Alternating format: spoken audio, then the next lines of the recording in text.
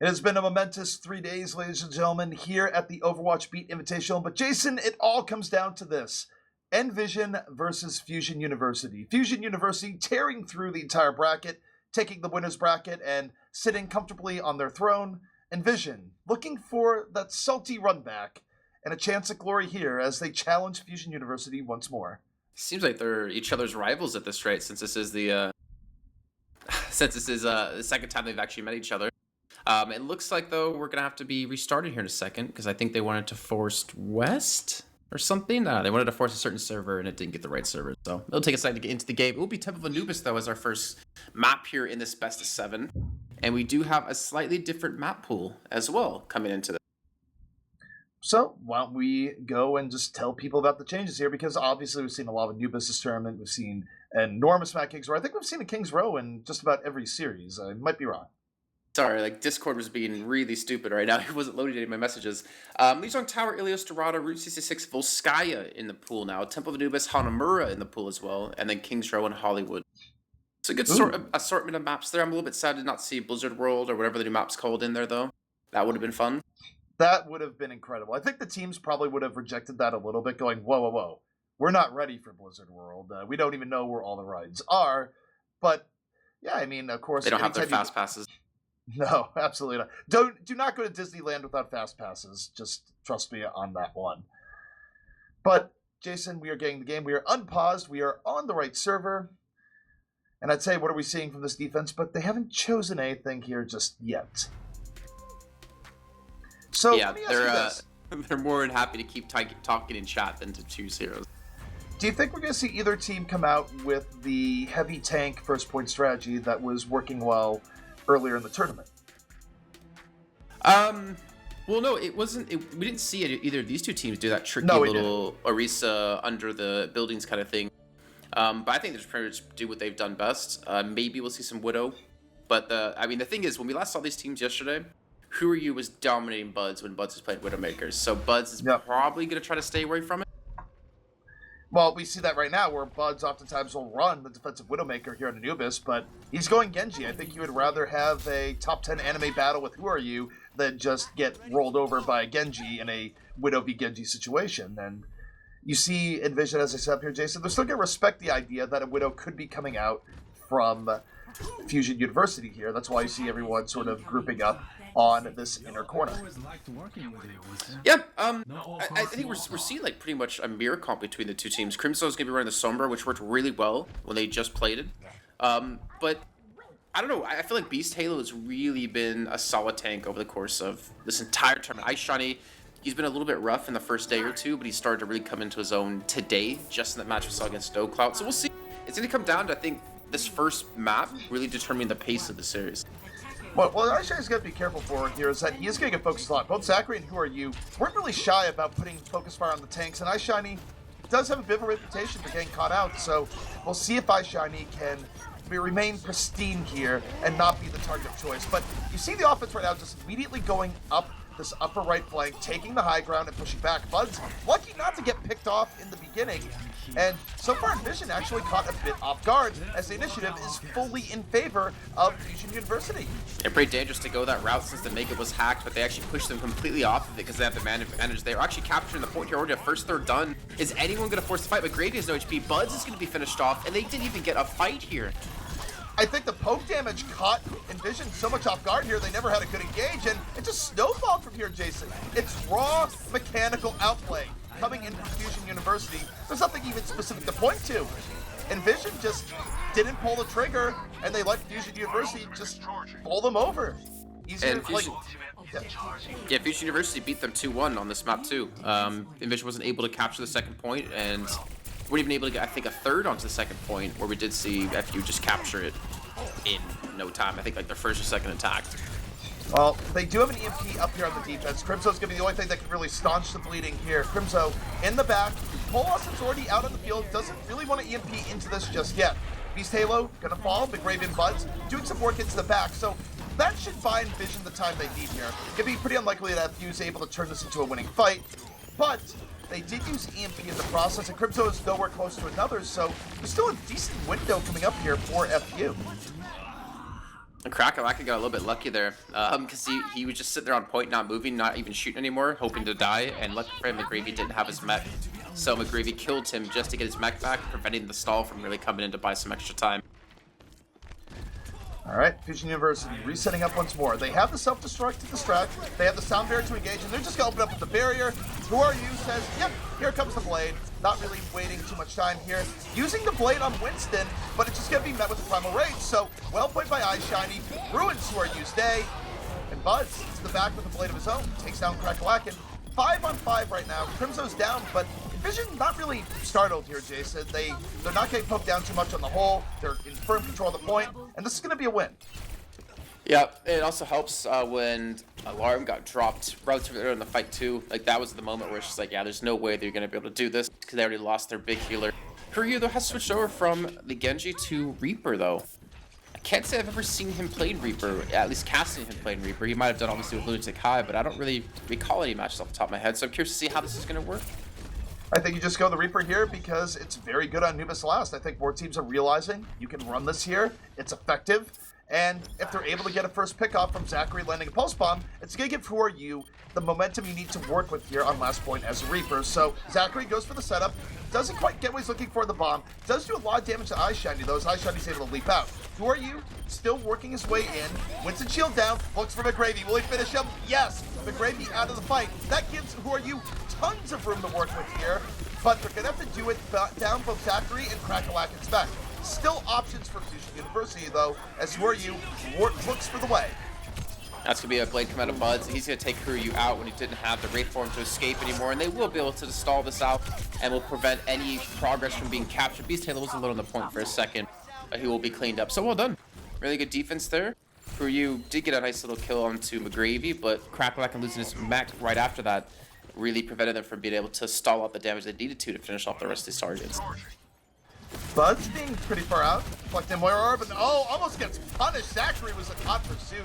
Bud's lucky to live through that one, but all it ends up doing in the end is actually charging up Crimzo, so decent turn for EnVision. Bud's poking on the left, and speaking of the left, what we're seeing here is Fusion University taking this left side path, everyone grouping together, wanting to give Who Are You as much protection to work with here on the Reaper, and they just rush down iShiny. They get rid of him in the beginning. Krakalaka still making space. 2 early kills here for Fusion University, but Bud's bringing this right back, and he's about to have a play. Yeah, Jari gets double kill. That's going to be enough to hold it. They still do not get that first third, and they will be wiped out here. Just trying to escape, but most importantly not doing damage. Crimzo did use his EMP at the tail end of that fight. And poor Krakalaka, he's going to probably be stalled out here for a little bit of time. So give you credit. Smart to do. Definitely intelligent, and so far Jason Vision has been winning the ult economy battle pretty handily. They're going to have the blade up for the next fight, and this, if Buds is even able to get 2 people, that's usually enough to stall out a push. Even 1 sometimes, but definitely I agree on the 2 here, especially with how many ultimates that FU do have. The Reaper, the Tracer, I mean, they have Coalescence too. They don't have a Soundbar anymore, but they know the EMP's just not up, and Crimson's only 50% in towards his, so Buds is going to have to go big in this fight. Buds holding onto the blade in the back. And then once more, you're seeing FU take this left-hand side. No! It's a double reverse. They go back the other way, but Buds is prepared. Dashes in. Blade out. Looks for Lucio. Gets moved back by Elk. Elk saves himself and his team. Buds gets nothing. Crimzo out of the fight. A 2-man advantage for Fusion University. Now's the time to strike. They're going to roll directly right onto the point. Oh, but Huri's going to fall to the self-destruct. Krakalaka, I don't think he's going to get anything off of his own, but he does get his mech back. Buds is back alive. He's back on the point here, and they already have the first kill they need to hold on to. So the point did get the first tick, though, most importantly, 33.8%, so that's at least some permanent progress now for FU, and they still have 2 minutes of time, so it's not that big of a deal. They're not going to cap it here. At least they can look now maybe towards that second capture point. They still have both tanks in on the point, but I think they're just going to start backing this up a bit. Who Are You, unfortunately for him, did die to self-destruct, but no, they barrier up. Who Are You back into the fight, but Zachary, Fox, Jaru, off the flank, found him. Who Are You getting neutralized by Winston. Down he goes, and that will be a hold for EnVision. It's a good little attempt there to kind of like pull them away, like fainting, yeah, oh no, we can't win the fight, and then going back in with the barrier, but then Crimzo was there. He used the MP, counted up the entire sound barrier that Elk did throw down. And they held yet again here, so seeming to have an answer for every question, I guess you could say, that FU are throwing at them. And even Zachary's now switched over from Tracer to Roadhog for some more kill potential. I like the Roadhog swap here. I always like Roadhog on Anubis because think about the synergy between the Roadhog and the Reaper here. The Roadhog gets a pick, it sets up Reaper really well, and now we'll see how it works in progress. Once more, we have a right as well now, ZP. Yeah, FU, they go into the point, they back up the Coalescence to keep his Halo healthy when he was about to fall, and Buds doesn't like the look of things right now. He hasn't used the Blade, he's been holding on, but Who Are You's down, and with Buds bringing out the Blade, not really getting too much. Elk getting him the sun doesn't really matter because of what the rest of the team was doing on the point. But now they've got nothing, right? They've got no Blade, they've got no EMP. EMP will get like about close to halfway, but not just there, about 40% maybe. And they have a team that has a lot of pick potential with the Roadhog and the Reaper to follow up, but they also have the triple tank set up and the shield to sit behind. So if they can get into the Catacombs again and push off of that point, there's actually a good chance that they could finish off this map here, since honestly EnVision have no response to this yet. They have no sound barrier, they switched Buds from Genji to Junkrat, which is smart to deal with the tank heavy lineup, but they don't have a good guaranteed answer just yet. Jason, one key thing here. iShiny has to use Primal Rage at the right time. If he rides the line, he could get blown up by Who Are You. It's been a weakness of his. So if I'm iShiny, I use Primal Rage before dying, and he does this time. He doesn't risk it, uses it at half HP. Who Are You? Spins out of desperation, picks up nothing. Everyone on EnVision got that tornado warning. And now, here comes the sound barrier from the defense as they look to finish this one out. They're in a fine position. They just need a little bit more. And the barrier comes in. The shield did block out the barrier onto Zachary, but Zachary alone was the only one who did not secure it.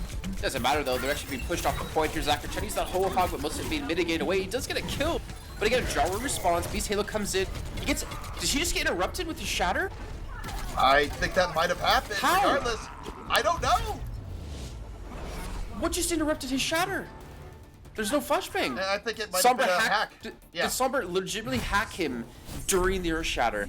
I think it might have been one of those wonky timings. That's disgusting. Well, Sombra, mastery of hacking working out there, and this is a nice showing for EnVision, where now EnVision has their path to victory right in front of them here, Jason. Simply complete the map, and they don't even have to go all the way. They just need to go to 37%. Very much doable here, and it would show that Fusion University would be mortal in this best of 7 series. And don't forget, by the way, Jason, this was FU's map pick. Yeah, I mean, I think there's definitely a chance EnVision can do it. They were unable to yesterday against them. They weren't able to capture that first third, so I guess that's one thing that would be in the back of their mind. But knowing that you only have to get like one cheeky pick, like one opportunistic moment to make that first third happen, make that 37% happen. So if you get the first point with a good amount of time, I think EnVision will feel comfortable and have a very good chance to pull it off. If they get stalled on first, though, for about 2-3 minutes, I think they're going to start to rush things, and they're going to start to kind of lose their composure. Fully agree. And speaking of composure, what does it do to Fusion University's composure here if they lose this first map where they've otherwise been dominating throughout the entire tournament? I know that sometimes casters tend to over-speculate on the mind games or, the mental aspect, but base level, Jason, it does feel like that would be a bit of a shock to the system. It'd be a shock to them, but I actually don't think they're worried at all. For some reason, like with the caliber of players they have, with if I'm sitting there playing with Who Are You, I'm not going to be fucking worried at all about losing a map or losing a series. I think they're not going to be too worried. I think maybe if they drop this map and then they lose a second map, I think that's where they start to kind of have some doubts within their minds. It's going to come. I think it's going to come on the back of Buds. I think if Buds shows up here on the Widow, which is going to be very difficult to do against Who Are You, then this is going to EnVision's map. All right, Buds versus Who Are You? Who Are You was pretty adept to deal with Buds before, but Buds, it opens up with a nice just chunk on Crackalacken. Look at his positioning now. Crackalacken has to back out to get healed, and Vision gets so much free space off of this early on. But the EMPs, ZP, alarm 50% because of that. That's true. It comes at a cost, Jason. We'll see if EnVision can make the most of this opportunity, because if they don't, you're right, the lights might be turning out. The Gravies gets suited already. I mean, that actually just worked out completely in their favor, because they're going to have an EMP at this fight as long as Alarm does not die. They need to take away high ground from them. Like, EnVision need to get up to that Mega and not allow them to use it, because Crackalacken just keeps jumping up there. Beast Halo keeps jumping up there, gets some quick kills. Our Alarm does die to Buds, though, so a major kill coming through. Battle Widow, the point-blank snipe. Alarm out of the fight. They don't have to worry about that extra level of healing.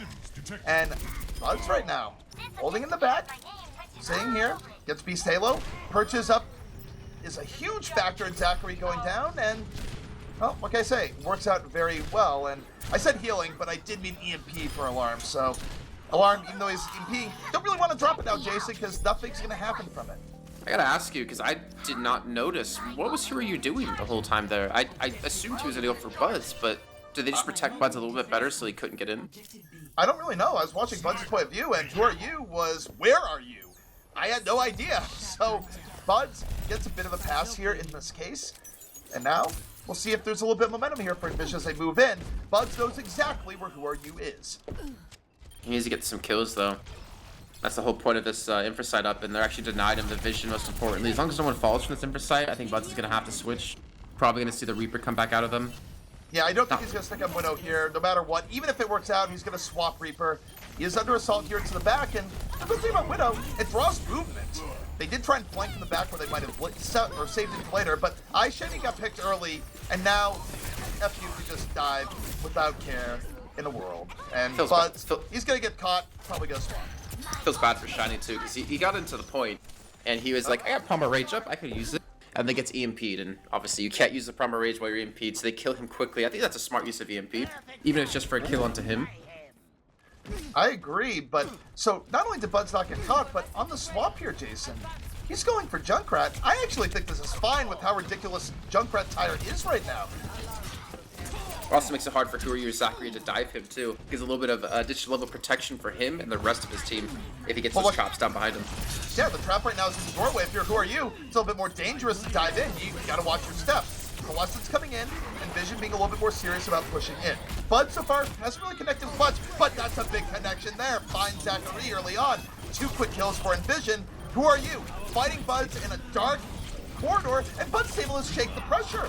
This is looking pretty good for EnVision right now. Who Are You out of the fight? Now let's see if Jaro can keep the momentum going. Yeah, Who Are You still has his blade. He didn't even get to use it. Zachary hits a pulse bomb again. Remember his quad pulse bomb on Kingstar yesterday. He catches onto Crimson, gets the kill. Alarm's able to respond, and that was honestly way too close for comfort. I'm actually surprised that there wasn't permanent progress built for EnVision there, considering how they started that out. But well, don't forget for EnVision too, permanent progress would be just a mere 3% away from tying and overtaking FU here. So FU doesn't have room for error here, Jason. They can't let that happen. Or you can imagine now that this blade going to be used out of Who Are You to buy time for Alarm to build up an EMP. Zachary trying to do as much chip as possible to get in their pulse bomb Buds, and I still like the Junkrat. I agree. I think it's actually a pretty good pick to deal with the damage duo that Fusion University does have. It's so hard to push into this catacombs when you have to worry about these traps. Especially when Riptide can just give you the pick to let you move in. But now, Who Are You? Holding onto a blade in the back, and it's a bit of a flex backward here from Fusion University. They're waiting for the right opportunity to go in. Coalescence is going to be used, so they got to do it soon. They can't let much get on point here. And Zachary finds his man, the Pulse Bomb 6 Crimzo. And Who Are You right now, Jason? Just kind of waiting. Not really using the blade. Might not have to use it here because they've already taken down 2.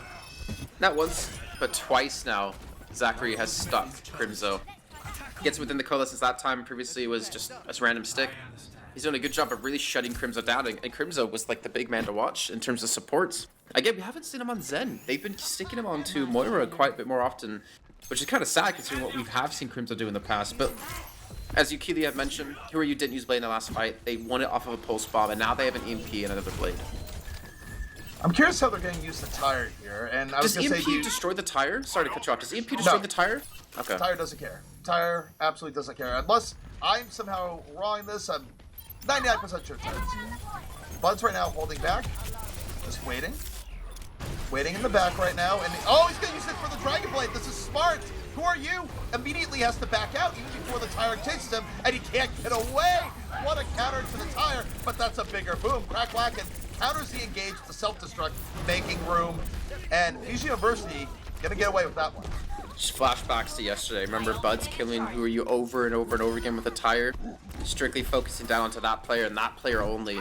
And again, he does it, chases Who Are You away, denies the blade, but Crack-Lacken goes boom as he gets those 2 kills onto Crimson Fire with the self-destruct. Well placed. Well done. EMP was used though, so now Zachary, they have to depend on him to hit a really good bomb here to buy time. Well, if there's one thing Zachary has been excellent at, it has been hitting really good bombs. So, let's see what Zachary does here. Zachary, waiting on the side. Of course, his target can be the supports in the back. He's flanking. To the back line. Yeah, he's coming in on flank. Lots of room to work with here. Looking for Crimto. Is he going to go to login? No! The bomb was eaten! This time, the Diva play was there. McGravy saving his support. 2-kill advantage coming in for EnVision, and this is looking good. They have no ultimates to use either. Cracklock and Speedy Sudahuri's to come back in with Genji, but Genji's not going to be able to stall it. Beast Halo doesn't even have the proper range to get there. Kuryu will fall on the point. The point will get the first third, and EnVision will take map 1 in the series. Fusion University can bleed, Jason. We've seen it here. EnVision, where they battle their way through the lower bracket, dispatching No Clout with ease earlier today, picking up the W on the first map here against Fusion University. We'll play the game over to Jaru. Pretty easy pickings there. No pressure at all for him. Gonna pretty much get those skills any day of the week. But yeah, well done by EnVision. That was the map that Fusion University chose, like we said. Now EnVision will get to choose, since in the grand finals it goes back and forth. And now EnVision have a chance to put themselves in a really good place overall the series. Remember, 4 wins to win the whole thing, and they already have 1 down. This is going to be a good series here, Jason. I would expect FU to bounce back pretty quickly here. I mean, there's no reason not to think that given what we've seen over the course of the tournament, but what we've seen from Vision is that EnVision can match that level of play, and they can do it on a map that was most favored by FU. So strap yourself in. This is best of 7. Could be going a long way. I mean, consider we had a 40-minute best of 5 to start things off with. It's kind of nice to have maybe a series that's going to go a little bit longer and maybe go the full distance. Looks like we're going to King's Row here, though, ZP. And King's Row is where EnVision did push quite heavily against FU, and they actually completed the map with time remaining. They had like 1 minute and 28 remaining, I believe it was. But they were unable to capture that first third, which caused a draw on their second attack. King's Row, it's not a surprise we're coming here, where, as you mentioned, you've had a history of FU being pretty good at holding here, but EnVision's also been the one team to push them to the limit on this map, and then some. So we'll see where this goes. I think certainly your odds of beating FU go up quite a bit if you're able to get through second quickly. Not just getting through second in general. I mean, obviously you have to get through second to begin with, but just not falling to the stall that they've built up on second point, where they're just very good at chaining pickoff into pickoff to just ruin the momentum of an offense. Also, keep in mind we have to pay attention to Buds quite a bit here on the Junkrat because he shut down Who Are You a lot yesterday. But also Jaro and McGravy, because they've been rotating who's been playing Zarya. I think Jaru's having a little bit of a tough time at some points, but McGravy was looking, I want to say in general, a little bit more solid when it comes to playing the Zarya. But I think they switch depending on if they're going to have a Diva or not, because McGravy will obviously go to Zarya if they don't want to run it. Be interesting to see just what comes out here, and the defense right now is setting up, and right now flying a little bit solo for a moment. Jason will be back in just a second, so I'm going to be a rambling mess. Little do you know how much you rely on your co-caster. It was literally just a second. I told you it was literally just 1 or 2 seconds. I thought it was gonna be like a minute or something, not actual seconds. I literally said we'll only take a second or 2. But thanks for throwing me out in the deep end, ZP. Appreciate it, man. I didn't see the first part there. I just saw BRB real quick. This is my own fault. I take full responsibility. I was supposed to cover for... No, I blame Tifa. You know, she started the game too early. It's her fault. All right. More rigged than FIFA. Yeah. Oh, there's the mind meld right there. All right. Well, whether we're rigging FIFA or watching Overwatch games, now we look to the defense. And this is going to be a pretty aggressive diving defense here, Jason. That's kind of what we've seen out of FU, though, right? I mean, they like to run Who Are You, Genji, and Tracer on Zachary. Wasn't this like the old meta that everyone complained about? Oh, I'm so tired of dive. And then Mercy came around. Oh, I'm so tired of Mercy. And now dive's back. I don't know. Yeah, no, it's going to be aggressive. They're going to be looking for the fight. I think, again, a lot of pressure's going to come onto Buds here. And if Who Are You can get a good couple of quick kills, it's going to be strong. I wonder why they're not playing Junkrat, though. Because Junkrat's just so damn good on this first point. It's a little bit weird to me as well. I mean, unless you're just terrified of the Junkrat v Junkrat matchup against Buds, which, I mean, look, Buds does play very good Junkrat. I don't know. But Buds gets to have the Rat Hotel to himself if he wants it that way. But for now, he's just holding in the back, laying in spam onto the point. But when they decide to move in, Jason, you're going to see Buds move through the hotel. And that's what's going on now. Through the hotel, doesn't get much off the first concussion mine. And they're trying to deal with them here, but Who Are You? Watch your step! Gets taken out effectively by the tire, and now Buds has plenty of room to work with as EnVision pushes the issue and takes down 2. Jaro gets a great hook on a Beast Halo while the shield was coming down, so he actually hooked him out of his own shield, and they were able to instantly burst him. Finally, Buds will fall. Pulse Bomb's gonna stick and get a DC, most importantly, onto McGrave. And Alarm is starting to be able to fight his way back with the help of his team. But there's Shiny. Ooh, iShiny, making sure that they actually maintain the advantage they have. And you see who are you dash back and go, you know, in a perfect world, I could go in there and kill everyone. But this is not a perfect world. We're going to fight for second. And this is a little bit dangerous for FU, Jason, where usually FU has a little bit of a better hold on first, which leads to their big defenses on second. They're working with momentum against them, and it makes all the pressure in the world against 2RU. I think they can be happy, though, that there's no Zarya to work or to worry about. Yeah, obviously Buds is going to be a big problem with the Rip Tires, but it's going to be a Roadhog, which is a lot easier to kill and a lot easier for Zachary to get quick pulse bombs off of. It's a lot of tanky targets. I wouldn't be surprised to actually see a Zarya picked up for FU, but we haven't seen too much Zarya in the past from them. Nano Blade in progress here. Haven't seen it in quite a while. Who are you? Moving it, looking for Moira. One more slice needed. Gets Crimzo. 2 ultimates invested, though, for not the biggest swing as Who Are You gets hooked in, but not finished. Who Are You somehow able to get out of there? The follow-through wasn't there. But meanwhile, yeah, got a good defense by Jigsaw. Exactly, and I don't know what Buds did with that Riptire, by the way. He came out of like the side room and then blew it up on top of his own Diva, and no one was there. I legitimately don't know what he was trying to aim for there. I wasn't able to catch it. What? Jaro just walked up and pounded Beast Halo. He went through the shield. That was nice by Jaro. The raw pressure coming in, and the whole hog creating a disruption as the payload, Jason, is still moving in all of this. Even if EnVision loses this fight, Jaro's a beast. Just picked up 2. Can't stop him right now.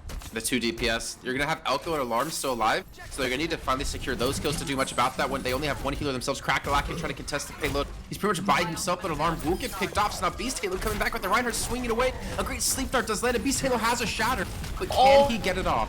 Oh my goodness, Elko almost got picked off. 1 HP, there he goes. That was a ridiculous hog sequence by Jaro, keeping EnVision a fight that they didn't really have any business winning. 5 minutes left here on Kings Row. The vaunted Fusion University second point defense shattered upon EnVision's knee. Just seems to be like a big snow day for FU because they've not shown up at all. In the first map, in here, they're not really showing up either. They're getting walked over. Seems like no one showed up for class. Professor's wondering where all the students are. Well, and who are you going to have a play? Jason, it's like real life. No one showed up for class after the Eagles won anyways, so why not extend that to Overwatch? I don't know. But who are you? Blade ready. Data boost in.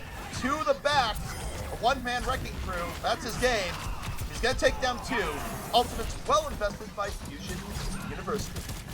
And Cracklock had switched over to Zarya, so they will have a Zarya picked up now with Zachary over to McCree. He's actually built up a lot of ult% on his McCree alone. This is where they put up a really good defense against EnVision. Yeah, EnVision was still able to complete yesterday, but they did take a large chunk of time off. Zachary's able to go head-to-head against, I want to say it was Buds on the McCree. He eventually did go for the switch over to that hero too. Ooh, Alarm with the snipe on the iShiny. Put his shield down at the wrong time. And yeah, seeing Zachary on some McCree is interesting here, where I think they just want a little bit more burst pressure. I don't know if it's actually the best hero here, but McCree's always had a bit of a playground here on Kings Row last, whether it be on offense or defense, Jason. Well, it helps facilitate Beast Halo too. Flashbang into an Earth Shatter. We saw they're going to be able to do that with Who Are You, and Who Are You, speaking of him, going to be on Junkrat. We're going to finally see him playing the Rat and see if he can do much about this. See if he can do some damage. Self-destructive coming towards the backside, but not going to do much. Oh, giant Earth Shatter from iShiny. Hits the ground.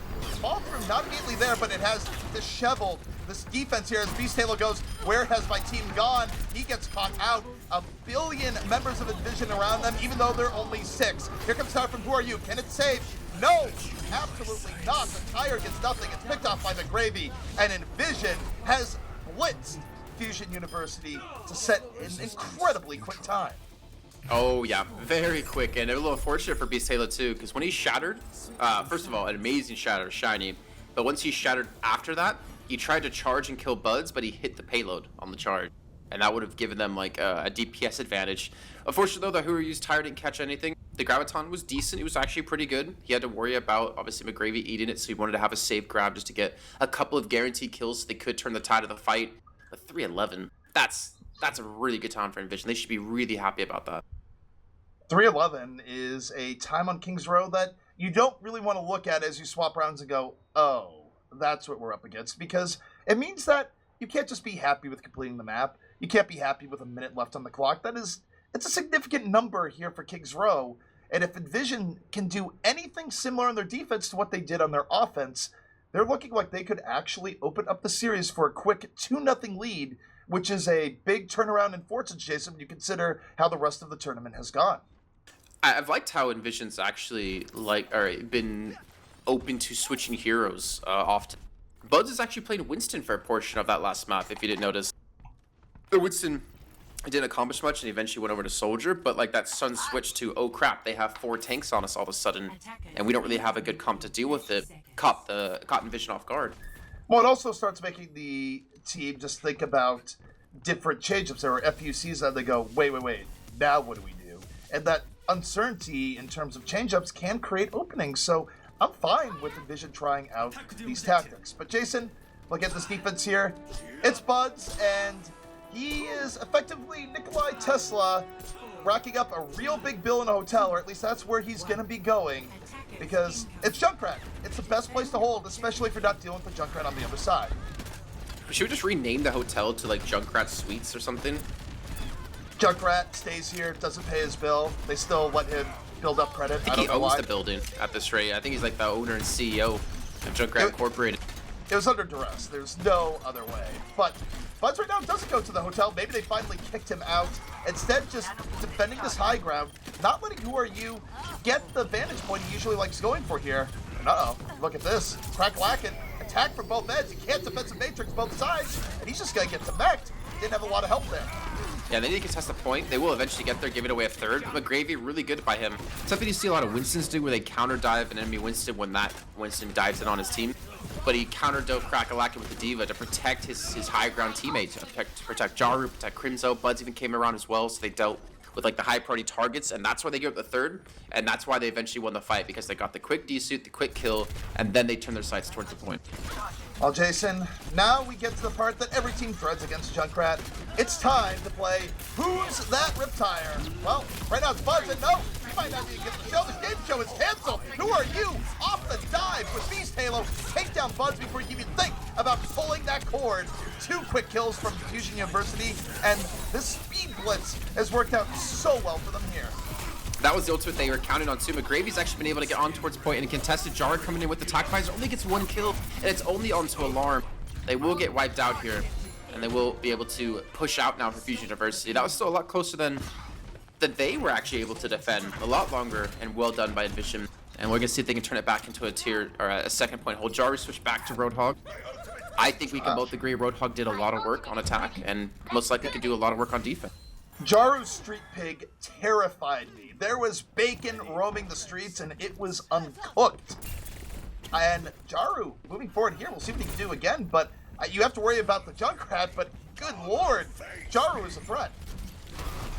And Beast Halo has to play a lot more safe now, especially Crack-a-Lackin too. They don't have a shield to sit behind, so any hook coming through can catch any of these targets. They don't even have a Zarya to protect you from. Jaru is going to have a field day with these hooks if he's given the opportunity, and there's the Riptire coming through. Riptire in from Buzz, see where it is, grabs out, 1 support down.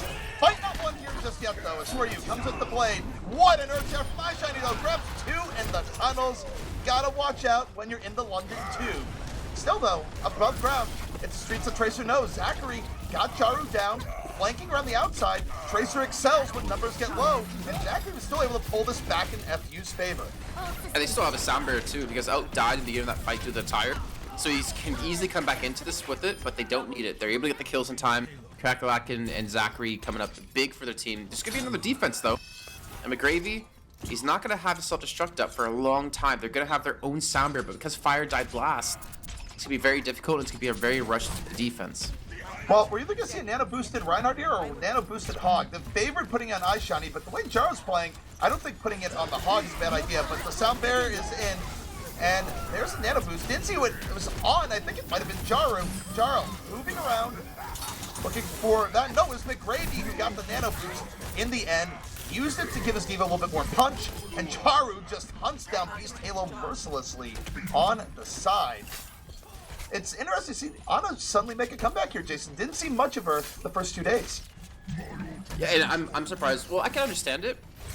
But then again, Moira would have been just as good, because Warrior has obviously a little bit more of an escape mechanism than Ana has, but Ana can actually do a lot of damage to anyone's attacking her. And of course hit a sleep dart where the team can capitalize off of. There's a decent amount of protection for him, especially if you sit next to Buds. And then of course you have Jared always worry about, just turn, hook you in and get a quick kill. So it's kind of like, I feel like almost a bait mechanic to pull them in. At the same time, Crimso's doing some serious work with it. Nice hook coming in from Jaru. Gets rid of the weakened D.Va. Who are you? Meanwhile, in the back. Finds Fine. Oh no! He puts himself into the pit. Watch your step. Who are you? Down into the Omnicalising development is EnVision. They don't have to worry about the Genji anymore. He's in the pit. They can just swarm over the point. Jaru's whole hog though doesn't let him take a breather. Might have been a mistake as Beast Halo and Zachary start cleaning up. Yeah, actually surprised they're able to turn that around against Zachary just being left alive really long. He's not being focused out. When you have Buds and Jaru, there should be more pressure applied to Zachary, and yet he's been able to, I guess, skirt the outside of the fights, or actually use Who Are You to his advantage, because they know the amount of focus that's going to go onto him, just as him as a Genji player and him being on the server. So use that to his advantage, plays the skirts, and picks up the kills and stays alive. Part of it, too, has been Jaru's target selection. Jaru hasn't really been trying to go for flankers, as you often see Hog go. Jaru's been on tank duty, where he's been going out of his way to hit Beast Halo and Crackalakin as often as possible. So you don't have to respect the Hog right now as the way Jaru is playing. Well, Who Are You's going to be over, or not Who Are You, that's going to be Crimson, going to be overrun by Beast Halo, and I believe that was Who Are You jump into the back. Jaru is able to come back though and get the kill, and Earthshatter has gone down, but I don't think it hit too many people. So Struck being thrown into zone them off the payload, and the payload's pushing 2.5 minutes left to go. Here's the Sounder coming in. Buds is going to be healthy and tanky as well as McGravy. They're going to get the contest, and it looks like they will force them back. Self-destruct is going to make some room here, but so far Jason's done nothing but Zachary just getting the kills necessary as the fights break down. He's Republic enemy #1, and now he's going for Buds. Buds off the Discord door, not able to stay alive. The Winston Tracer dive deals with it. Pulse Bomb donated into the defense matrix, but McGravy's down. He was really far up for that, and Fusion University going for the kill. They drop the barrier. They go in even deeper, Jason, and no one's looking at Zachary as he continues to land the damage. Oh, McGravy almost got the resuit on top of the payload. Fire's gonna fall. Zachary's still getting all these kills. There's no one left to contest. Buds is gonna get there in a nick of time, but nick of time won't be long enough. And both teams now will be able to get an attack, or a second attack in half. Whew. Thing is, you pointed out Jaru like going for tanks, and I'm not actually against that. Like, I'm totally for it in certain situations, just for the fact that there's nothing to stop you. There's gonna be a defense matrix. That's it. You get so much free damage off. You apply so much damage to the tanks that as long as like Buds or the supports can do a little bit of damage to any of the DPS diving, then they will eventually get the kill, because all the healing has to be focused on the tanks at that point. Yep. And it's interesting just to see the strategy change there, where from the Jaru perspective, I think that going for the takes is a bad idea. I think one thing in particular too is that I think it has more of a shock factor than anything else, where part of good tank play is that you know your limits, right? You know just how far you can push it, when you can get out, when you can stay alive. Suddenly adding a Roadhog to the equation changes those limits, where a D.Va at half HP might be safe because you have plenty of charge left in defense matrix, but Hook doesn't really care. It's going to pull you through. What I'd like to have seen is like a little bit of bipolarness out of Jaru. And that sounds really weird, but let me explain really quickly. I'd like to see him attack tanks, and then just on the drop of a dime, switch around, attack DPS. Just constantly be bouncing, so they don't know who you're going for. If you constantly go for tanks, they're going to expect it, and the DPS can play more freely. It makes sense, and that way both sides are being respectful of the Hog, going, so do we really know what he's going to do? No, not really. And by the way, speaking of Hogs, Jaru has gone Tracer, Buds is down the Hog, so no matter what, EnVision respecting the role of Bacon. As Buds right now gets blown up early on, able to take a breather, but doesn't matter. Walking into a ball of alarm, who orbed him right up, knocked him right down. And this defensive position for EnVision likely going to fall apart in a hurry. Yeah, very quickly, but if they die now, they're going to get a reset in time to all regroup for Archery. Jaru's sitting in Hotel. He's going to actually probably fall from this, and they're going to lose maybe that chance now.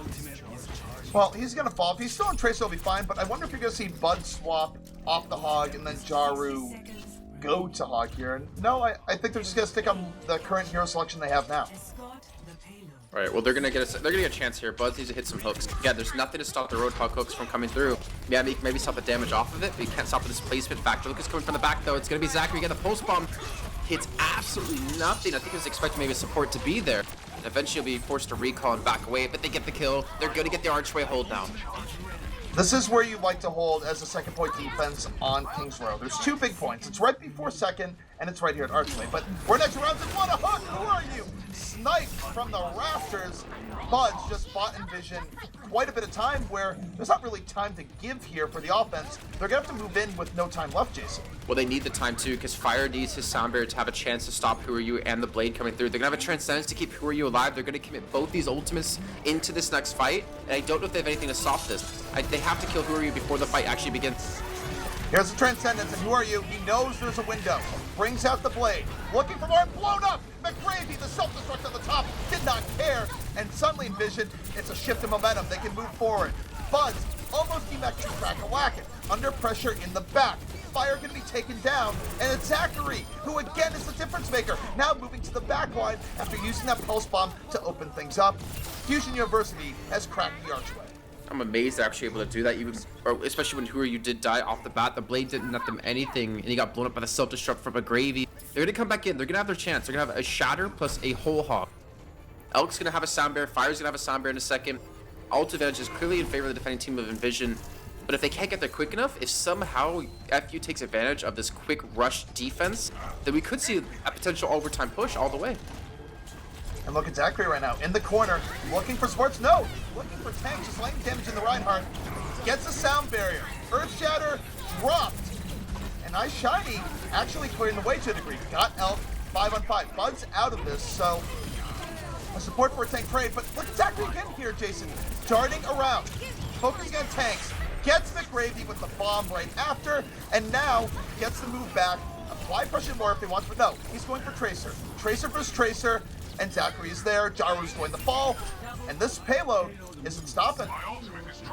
The Shadow did hit 2 or 3 people. They did get the kill into Elk right after with a good charge, but that's not going to be enough to win the fight. Bud switch over to Widowmaker. Who Are You has Blade, and Who Are You has snuck in. I don't think they know exactly where he is. Eventually, McGravy will be able to spot him out, but this is dangerous. If they lose this fight, they might as well be losing this 3rd point too. This is ridiculous. Fusion University with what is an insane overtime push, and they got Buds!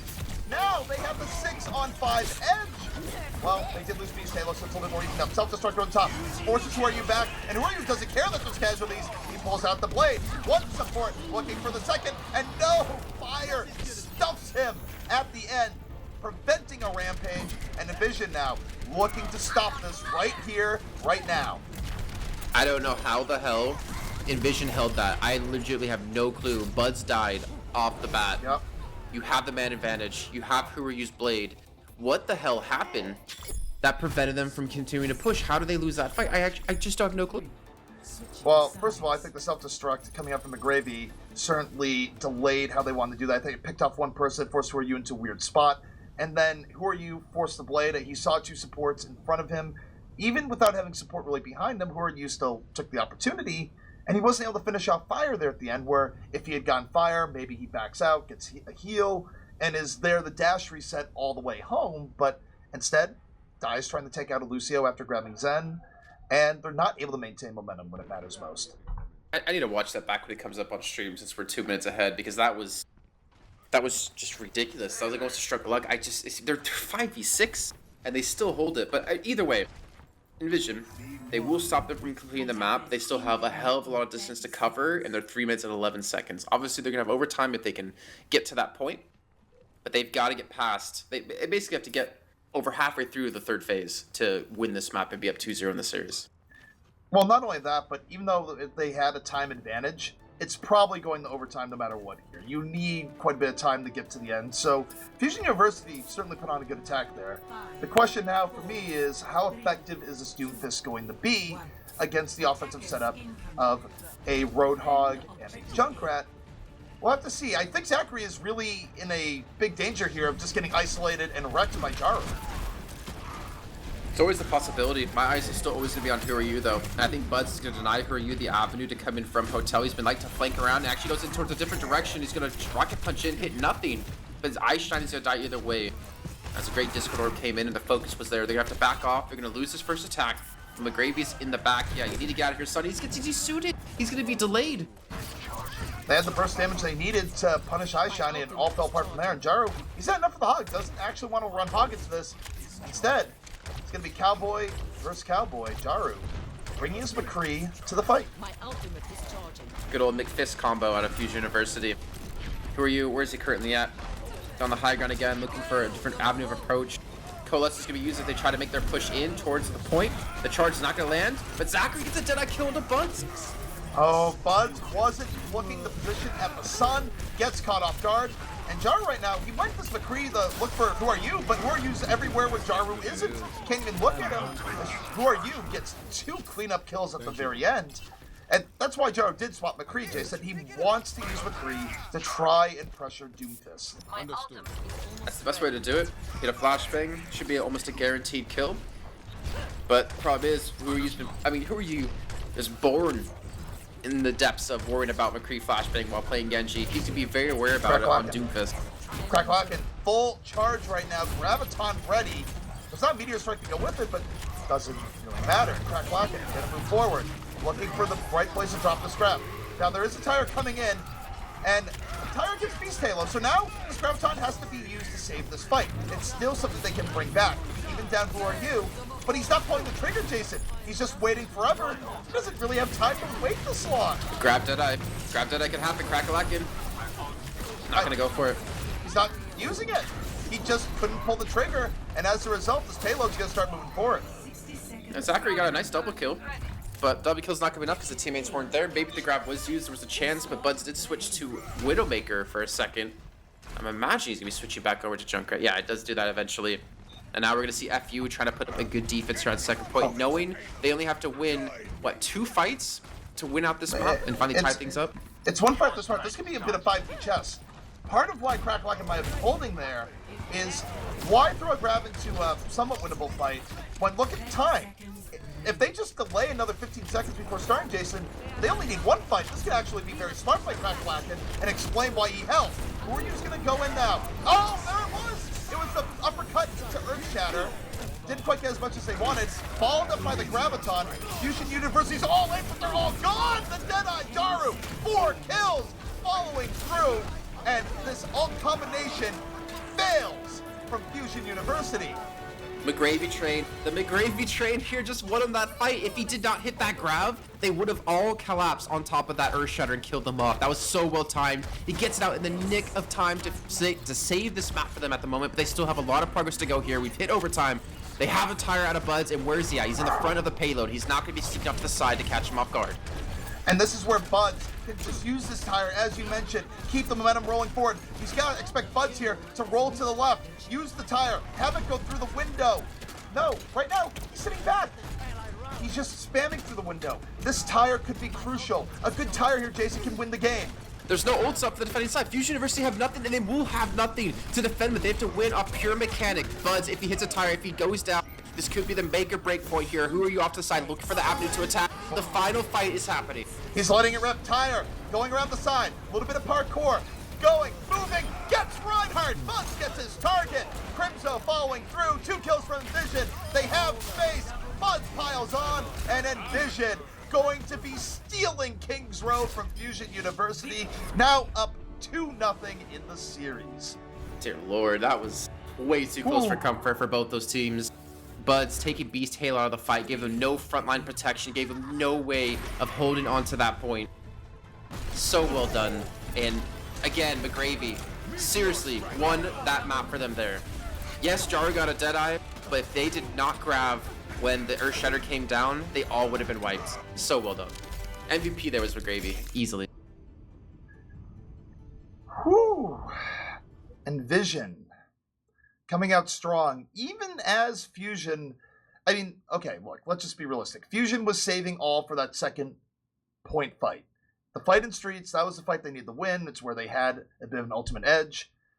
It didn't work out for them, and they just weren't able to reestablish Jason. They weren't, I mean, the thing is, they held first point for 2-3 attacks, and it looked really good for them. And you have to wonder, was the saving of the Grav what caused that to happen?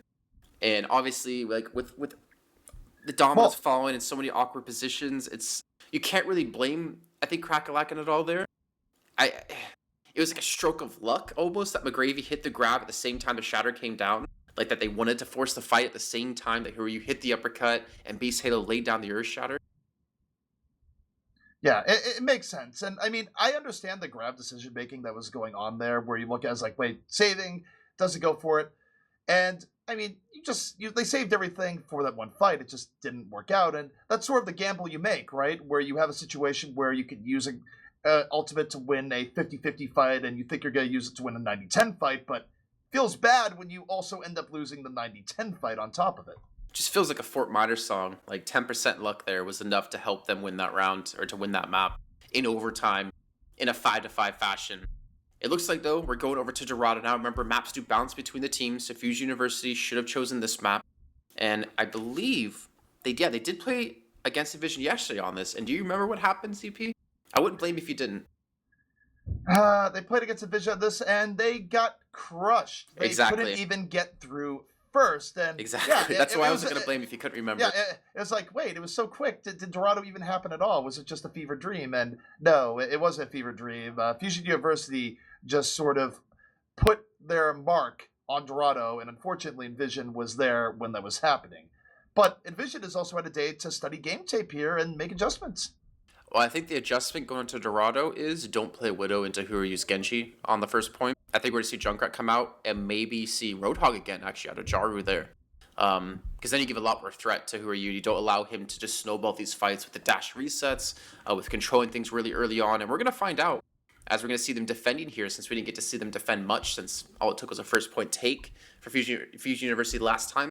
We're going to find if they can hold on to this point and be able to maybe go up to match point and tournament point. That would be a storyline for the day, Jason, that I don't think I was expecting coming in. I thought Fusion University was well favored, and of course, you take a look at their performance prior to this matchup, that was a perfectly reasonable opinion to have. But now, EnVision, they've put them on the back foot, and it's actually kind of funny, though. You think about how Dorado went yesterday. I'm kind of surprised this wasn't the first choice for Fusion University. Well, I think there's always maybe a little bit of mind games, but also knowing, well, we won Dorado super easily, so maybe we can save that map for later. Because we know we're going to have at least 2 map picks in the series. If it's a 4-0, they still would have picked 2 maps, so they'll always have this to fall back on to take another map to give them that 3rd map pick. So, I don't know, maybe it's like a little bit of mind games or 700 IQ play. I don't know what you want to call that. Yeah, a little bit surprised Dorado didn't come out first, but hey, they wanted to save it for later, and if they have the same kind of performance here, they're going to have that 3rd map pick later in the series. All right, so on defense first, it is going to be EnVision. So if EnVision's going to have an absolutely anemic offense again on Dorado, we're going to have to wait at least 1 round to see it. So at the very least, we'll see just what the Fusion offense has. Can they take it all the way or not? And it's interesting because they are going to be running this defensive fair, which isn't unprecedented, but also isn't necessarily the most common of things on Dorado. A little bit surprised to see it, actually. Very surprised to see it. You don't have to worry about Genji as much with them, but you still have to worry about who are you. You have to worry about Widow as well, where I guess if you feel that Fusion University wouldn't bring out a Widow in the situation, it's safe for the teams that are more than willing to swap. But we've seen Zachary make quick swaps to Widow to pick off Fair from afar and then swap back Tracers, so that might be on the menu here, especially if Buds go too far. I was wondering if we're going to see Zerg play at all, because he's been sitting on the sidelines, the 14-year-old Widow main from rank. If he was going to come in at all in the entire tournament, maybe there's a chance later on. But it looks like the Widow will be there, and he called it. Zachary gets the kill. But the Resurrection's coming back up. This is one thing where Mercy Res is still viable, resing someone that's way far back, but now that cooldown is used. And now Bud's gonna have to be a lot more careful if he wants to live against Zachary here. Let's see, they have Beast Halo get on the high ground, Crackback in there as well. Zachary playing very far back, trying to keep some distance between him and Buds. And Buds, oh, he takes a tag, but he's not gonna fall from this one. You're gonna need that headshot if you're Zachary here. Buds has to respect sightlines. You can't give Zachary free shots like that. That's a recipe to get burned. You're putting your fate in the hands of the enemy Widow. And Buds, as a result of this Widow, his angles that he can play, Jason, are cut back, but he's still getting good poke onto the payload here, landing the rockets he needs to, almost getting Elk with that. And no, who are you? Anti-air Genji up by the bell tower. Buds is cut out of the sky. Crimso can't get a res, and here comes Fusion University. Yeah, they're gonna lose this first point.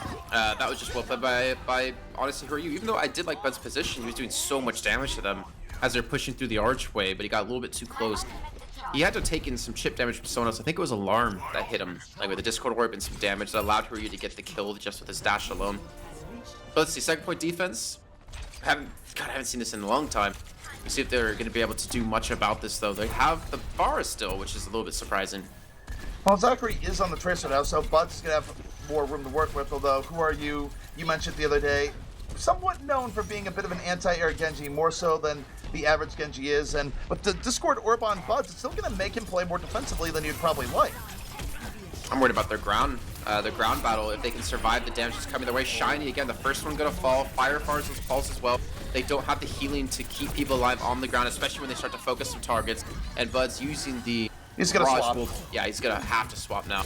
I would say Junkrat wouldn't be bad here either. No, it wouldn't. And that was the most obvious. I'm going to swap all... No, don't do this. He stayed... No. Okay, he's swapping. Thank you. He's like, guys, watch this. I'm gonna give ZP a heart attack. Okay, that was bad, okay? Like, normally when a player goes in and just drains her out like that, it's like, okay, they're swapping. And then Bud's like, no, I'm just gonna walk out. No. I'm going to get you, JK. Oh! Ambush on the Zachary. Almost gets him. He definitely does. The problem is, because he's switching, because they use Barrage, they don't have a lot of ultimates or any of the ultimates to use to defend with. They don't have Crimso because he switched over from Mercy to Zen. They don't have a Sound Barrier yet either, and they're going to be walked over. The second point should be taken so easily. Self-destruct in the air. Oh, gets Who Are You, but not for Who Are You. Gets one off the blade. It was a trade there between Who Are You and McGravy on both ends. But here's the important thing, Jason. It's Fusion continuing their assault. They continue the just focus eye Shiny, and they have a numerical advantage as Payload easily cruises the second. Yeah, that's what's going to happen, right? We switch heroes. I think they should have switched a little bit earlier on the Barrage. I mean, if I was Buds, I would have kept it anyways as well. But because they kept it, because he went in for it, it cost them that second point because they had to switch him and most importantly had to switch support over. They did use Valkyrie in the fight, I understand that, but you needed something to stop that blade. And Fire, without having a Sound Barrier just yet because he died so early in the fights as well, they had nothing to counter this. They absolutely did not. Here comes Crackalacken over the top, making room with Winston right now. Oh, now actually fighting the enemy. Winston doesn't want to invest this in self-destruct, and instead is going to back up, get a heal. Change the timeline of this fight a little bit for Fusion University. No. Oh, no. Drops over the top. That's a set bomb position, and it catches Eye Shiny. Yeah, he didn't have his shield because he used it when he went to high ground. Now they're going to push him to help the Sound Barrier. Fire has used his own. Crimso is going to have his Transcendence in just a second, and in the nick of time gets it. Blade coming out of Buds, and he's looking to turn this fight around. Zachary able to get Fire. Crackalacken sitting here on the payload. Fusion University keeping the pressure on. And they get Crimso into the back. Crimso is just hiding, going, okay, we're waiting for people. And I don't know if EnVision can bring this one back. This has just been one long momentum slog in favor of Fusion University. And Zachary, not letting up on the pressure, has it on pulse bomb built up. Beast Halo denied that last Dragon Blade out of Buds as well by knocking him with the Primal Rage. He's about to have his own blade. Zachary again hitting these pulse bombs every single time he throws them out. Jar just trying to blink away his Discord up. He has to be so careful. And now Shiny gets a little bit too deep. He's going to be focused on. They finish him off again. This is going to be the man advantage kept for FU.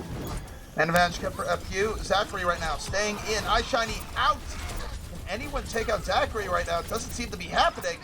He moves to the back line again. Looks to D-back Crackalacken and does. Crimso, now the target of choice. Who are you back into the fight? Fusion still pushing all the while. And there just hasn't been a moment of breather here for EnVision.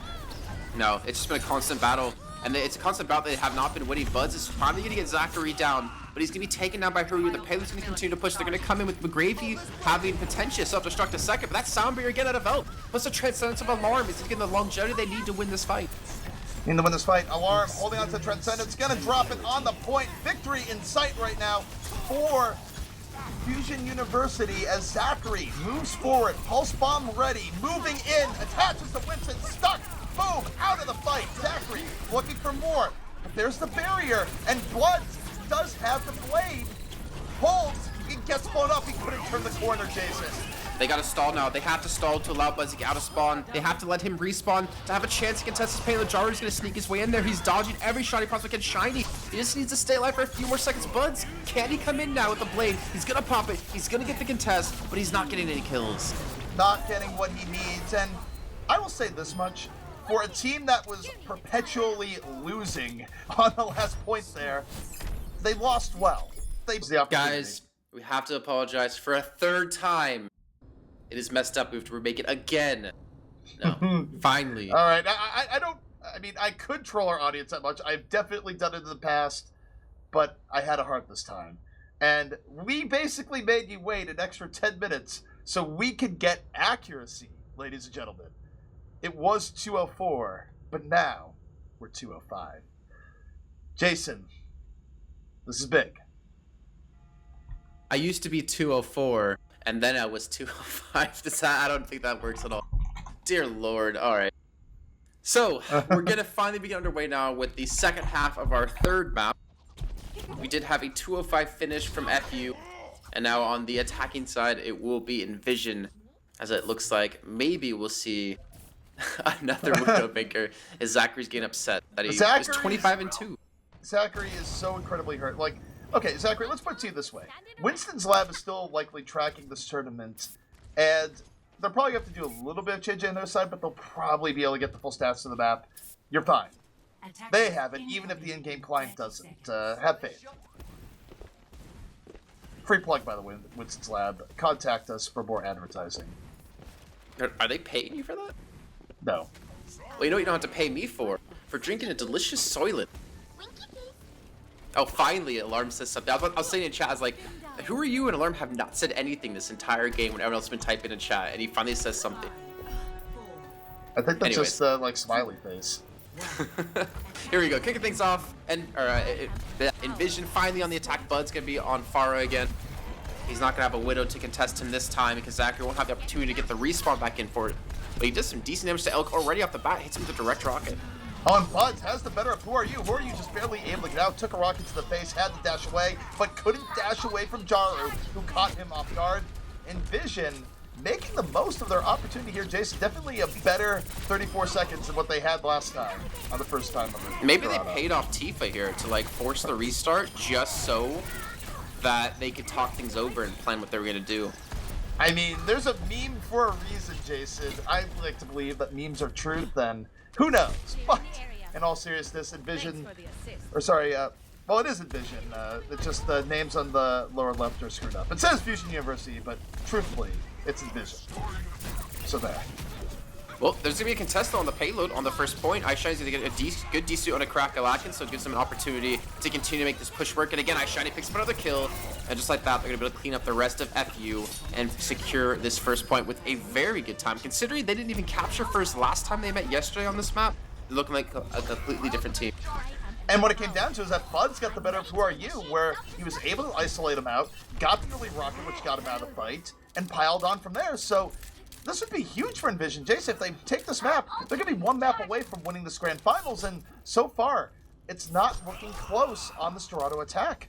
And it would be on a map of their choosing too. Keep that in mind here, ladies and gentlemen, because the maps do go back and forth. There's no loser picks this time. Not in the grand finals here at the Beat Invitational Season 3. Sponsored by Soylent, Faceit, AMD, SteelSeries, and Twitch. And let's see, the fight's already starting off on high-end ground. iShiny gets very low, but does get his Primal Rage off in time, so he stays alive. And we see the Valkyrie come out of Crimzo. Self-destruct out, and it connects. Fire not able to get away in time. Still 5 up here for EnVision, and EnVision can still win this fight. The res comes in, Buds just drains the barrage on the Beast Halo, but gives up his life in the process. Now, 4-on-4 here on the point, and it's Sharu who's working his way around the flank, but here comes Who Are You? Dragon Blade out, gets fire, takes down the Gravy, and still has room for more, but doesn't quite matter because everyone is gone, and it's Fusion University able to hold, and now the names are in the lower left are messed up. That is just, I'm gonna have to like double check myself every time. It's all good. That's why I have the stream open, so I can look at the stream and look at the overlay, just in case I forget a name or something, or forget who's on what side.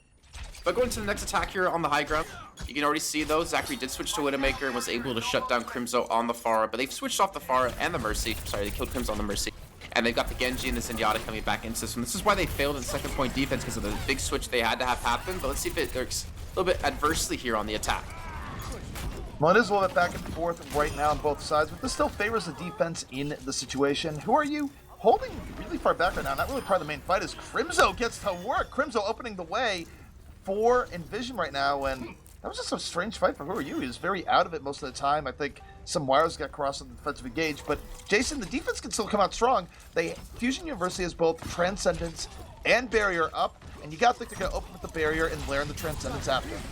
Yeah, they have everything they need to win this fight. A great bubble came in and actually denied a couple of people the sound bear. I think Buzz didn't get a single point of it, but he almost has a blade, and the blade could be the big turning point. It would force out the Transcendence. Maybe they can disengage off the backpack. You can see how low so many people are. iShiny has no HP. The Gravy is at half HP, but no kills happening. They let them off the hook. They didn't chase it down. They could have chased it down with Transcendence. They didn't want to invest 2 ultimates. Now you see EnVision healing up. Oh, there's no Transcendence anymore. Yeah, Alarm got hit. It's gone. And now here comes Buzz. Buzz with an opportunity. Dodges the self-destruct, but the self-destruct got 2 supports. Crack-a-lack-it might have just saved that fight from what could have been a very disastrous pick onto Alarm.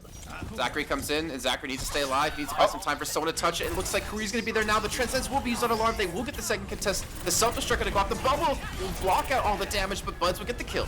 They called in their Korean players. It's Alarm and Who Are You? Transcendence and Blade, but it's these Korean players of FU up against an entire team. They're not able to make much work out of it.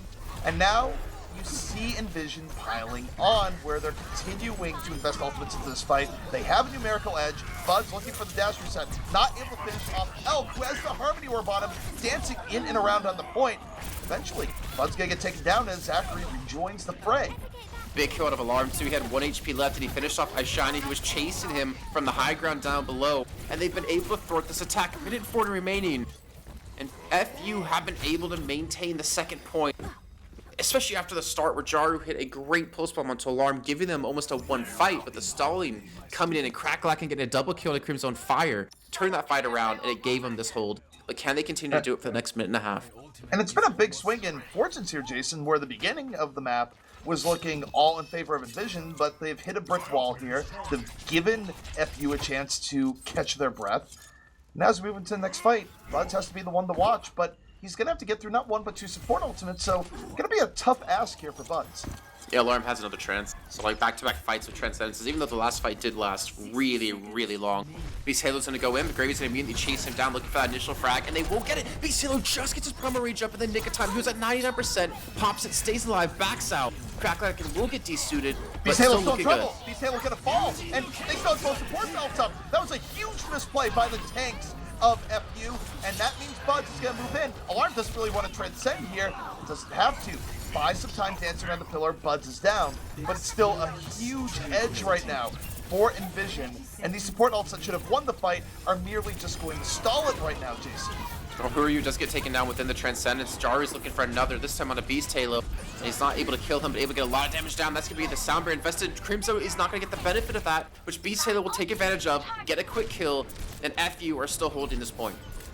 Oh my word. Jason, if you can't win a fight where you get both tanks early, what fight are you going to win? That's just poor form by EnVision, but a great effort from FU. They hold on second, and they get their first map of the grand finals. It's now 2-1. I have to give a little trash talk to the teams there after that. Yeah, so that was well done. FU does finally get on the board. And we're going to see where we're going to be going to next, as I believe it's going to be EnVision's choice. Well, EnVision now gets to bring things to a map of their choosing. Of course, so far the entire series, all 3 maps have been the choice of Fusion University. El Dorado, they still lay claim to here. So we thought the series had the potential to go 7, and if Fusion University is able to channel some momentum here, Jason, very well could be the case. CP, if we knew that was going to happen on Dorado, why did we remake twice? I don't. Would have been a lot easier just to give it to Fusion University. Obviously, yeah. Also because we needed the great copy pasta of I used to be 204, now I'm 205, so... I thought that was a good one, you know? Doesn't really make sense, but it was good. I think, yeah, EnVision will have the map pick, but Elk said they're going to be taking a quick minute bio break, so might have a little bit of a lull here between getting into this next map or not. By the way, that 1 minute bio break is never 1 minute. And if it was 1 minute, we would still have to chastise them for not washing their hands. I mean, wash hands, dance game. Wait, I mean, I know you drink a lot of Diet Coke, but I can, do my business and wash hands in less than a minute.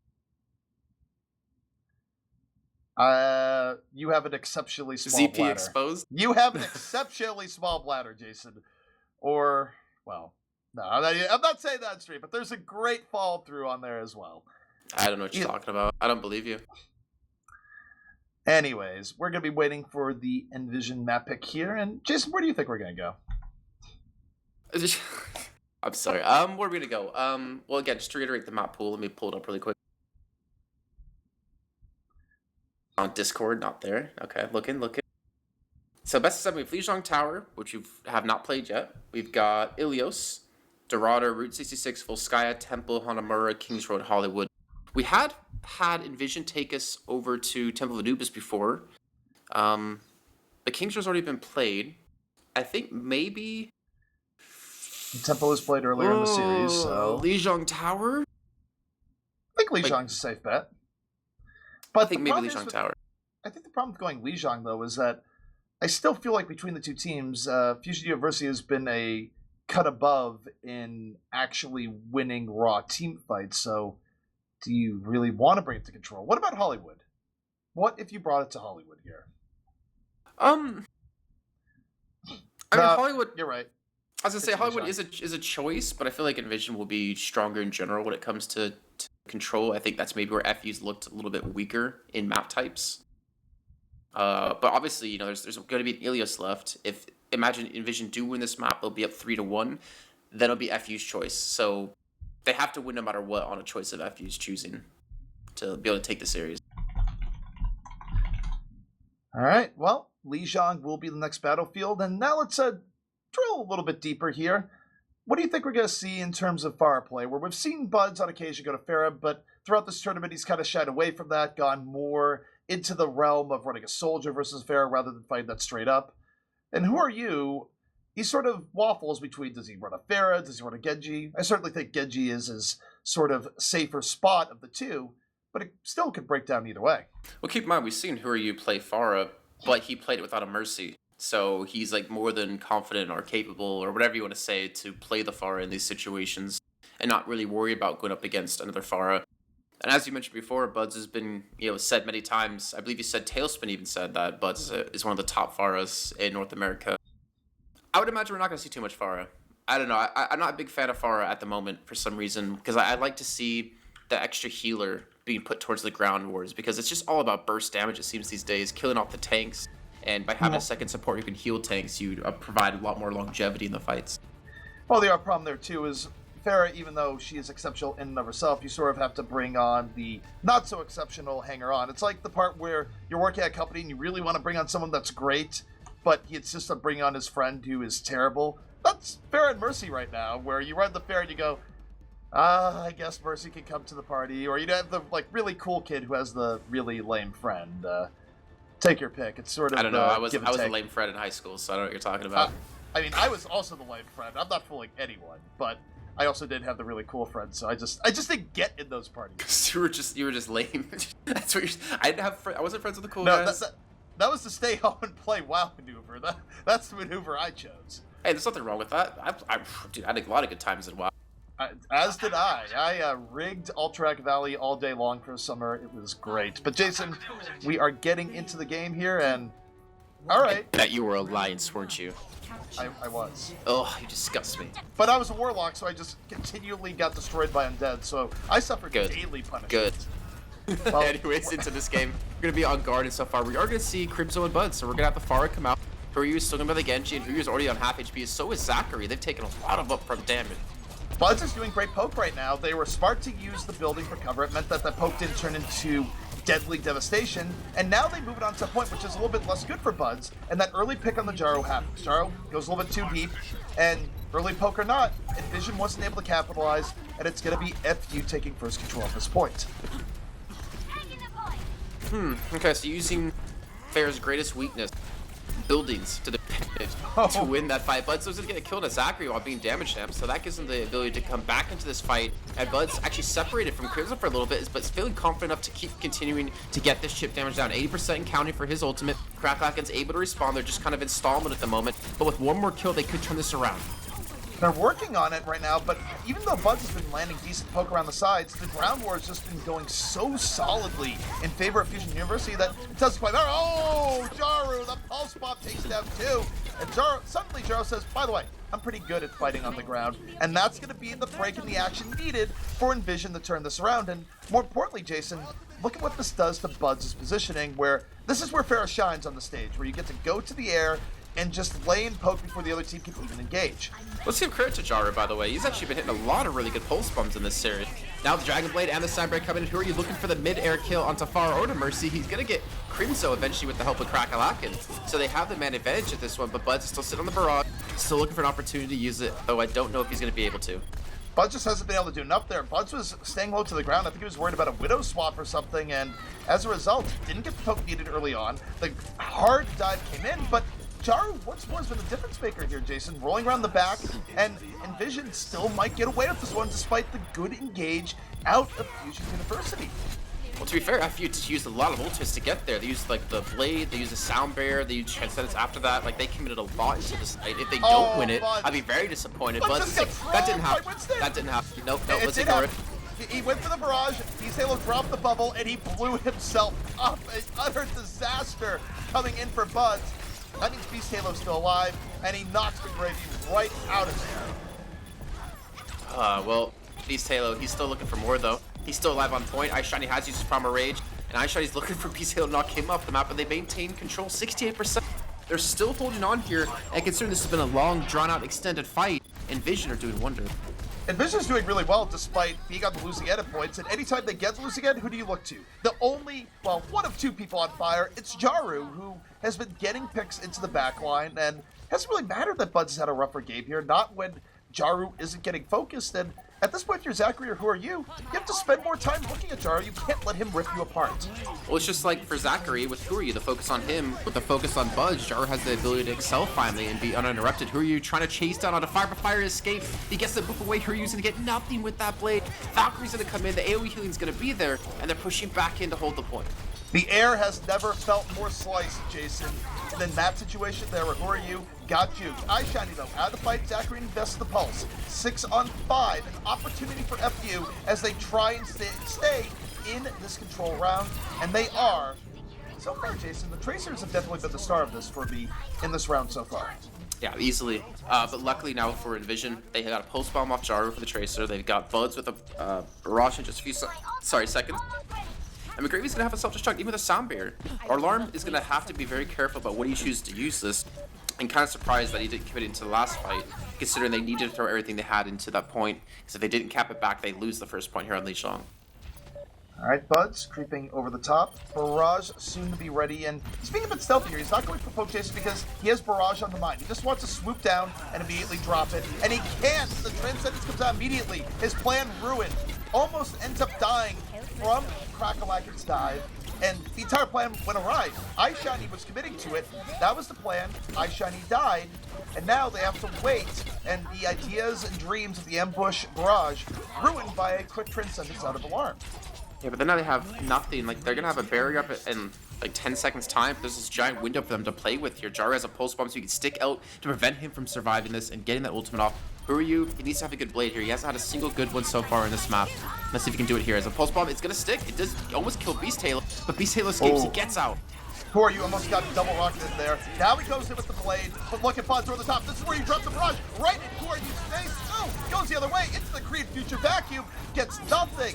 Buds got a face full of diva there. And Fusion University had a good opportunity to swap this.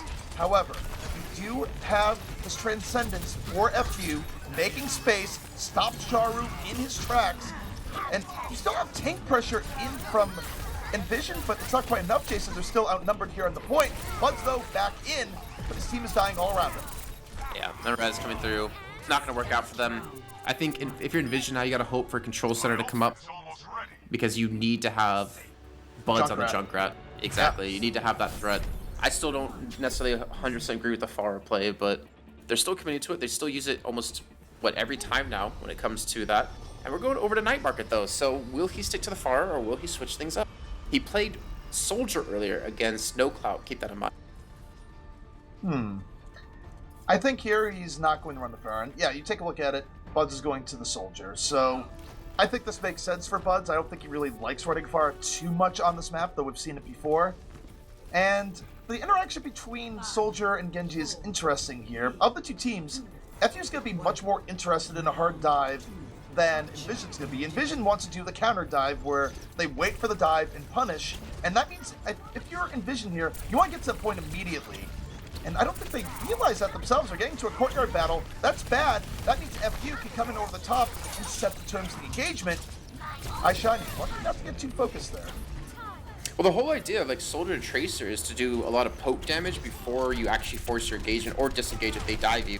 You're not trying to like force the fight yourself unless you get a huge chunk of damage onto someone. Which makes it a lot harder for Beast Halo to jump in. Beast Halo's already been taken on solo and health. He will survive for now. The point will be initially captured, but they have a good position. Beast Halo coming around the back. He might just jump directly on top of them here and split them in half. Well, the fight is taking place for Fusion University, but Crackwagon went a little bit too deep, was pummeled by Buzz on the way in, and that's the one way you can win this fight. So far, EnVision's doing what they need to crack through, but they lost McGravy, and FU, though a little bit wounded here, has left people on the point to delay for a long time, especially as iShiny gets picked off. Ryu somehow still alive on point. He's going to have a blade up to half HP. He's got Beast Halo to come and back him up.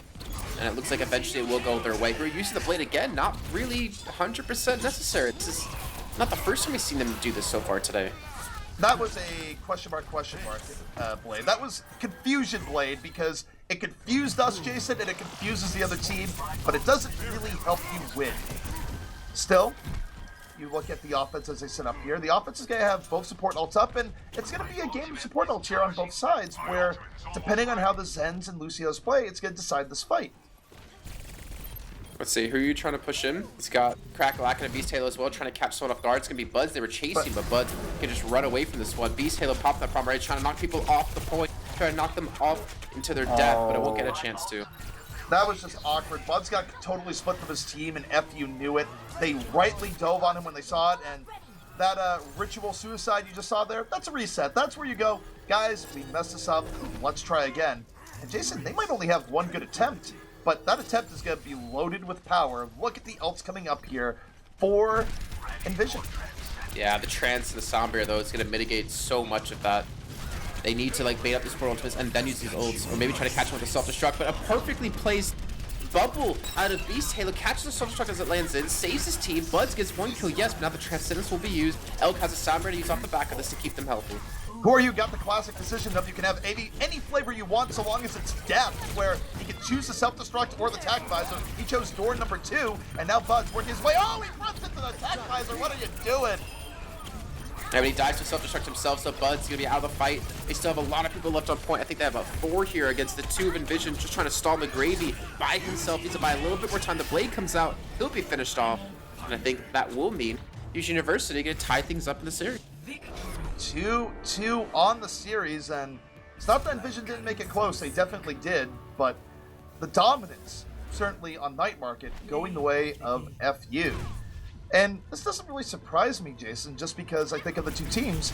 We talked a little bit about it before the match, but I think Fusion University does have the more mechanically skilled players, at least on the DPS end. I think it's very close.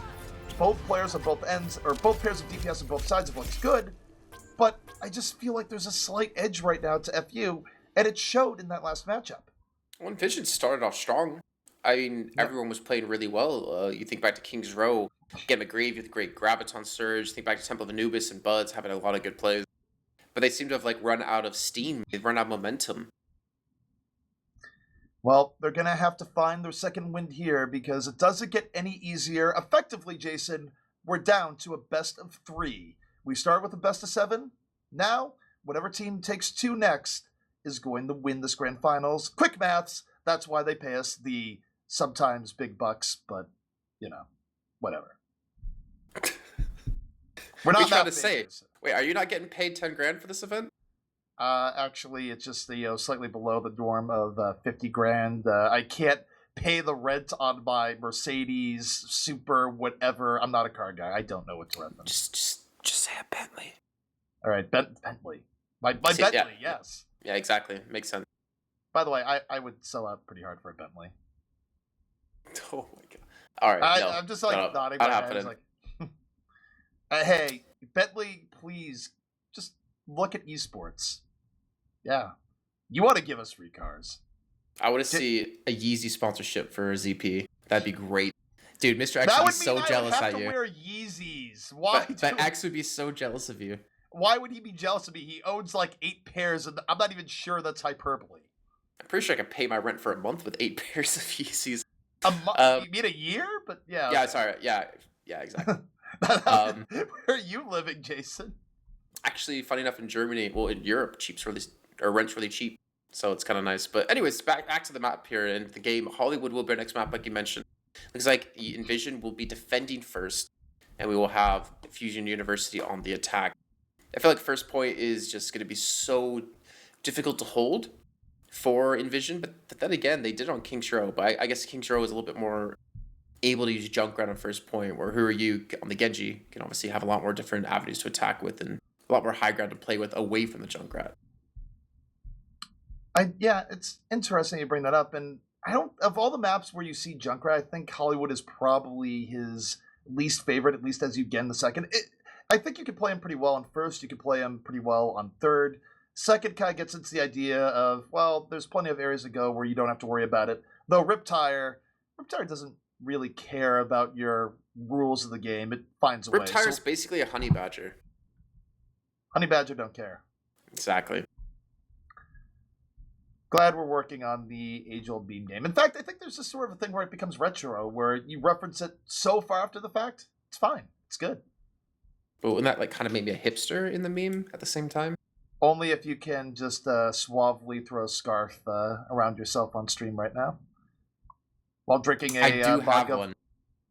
Can you do it while drinking a mug of organically sourced coffee that no one else knows about? That's the only coffee I get.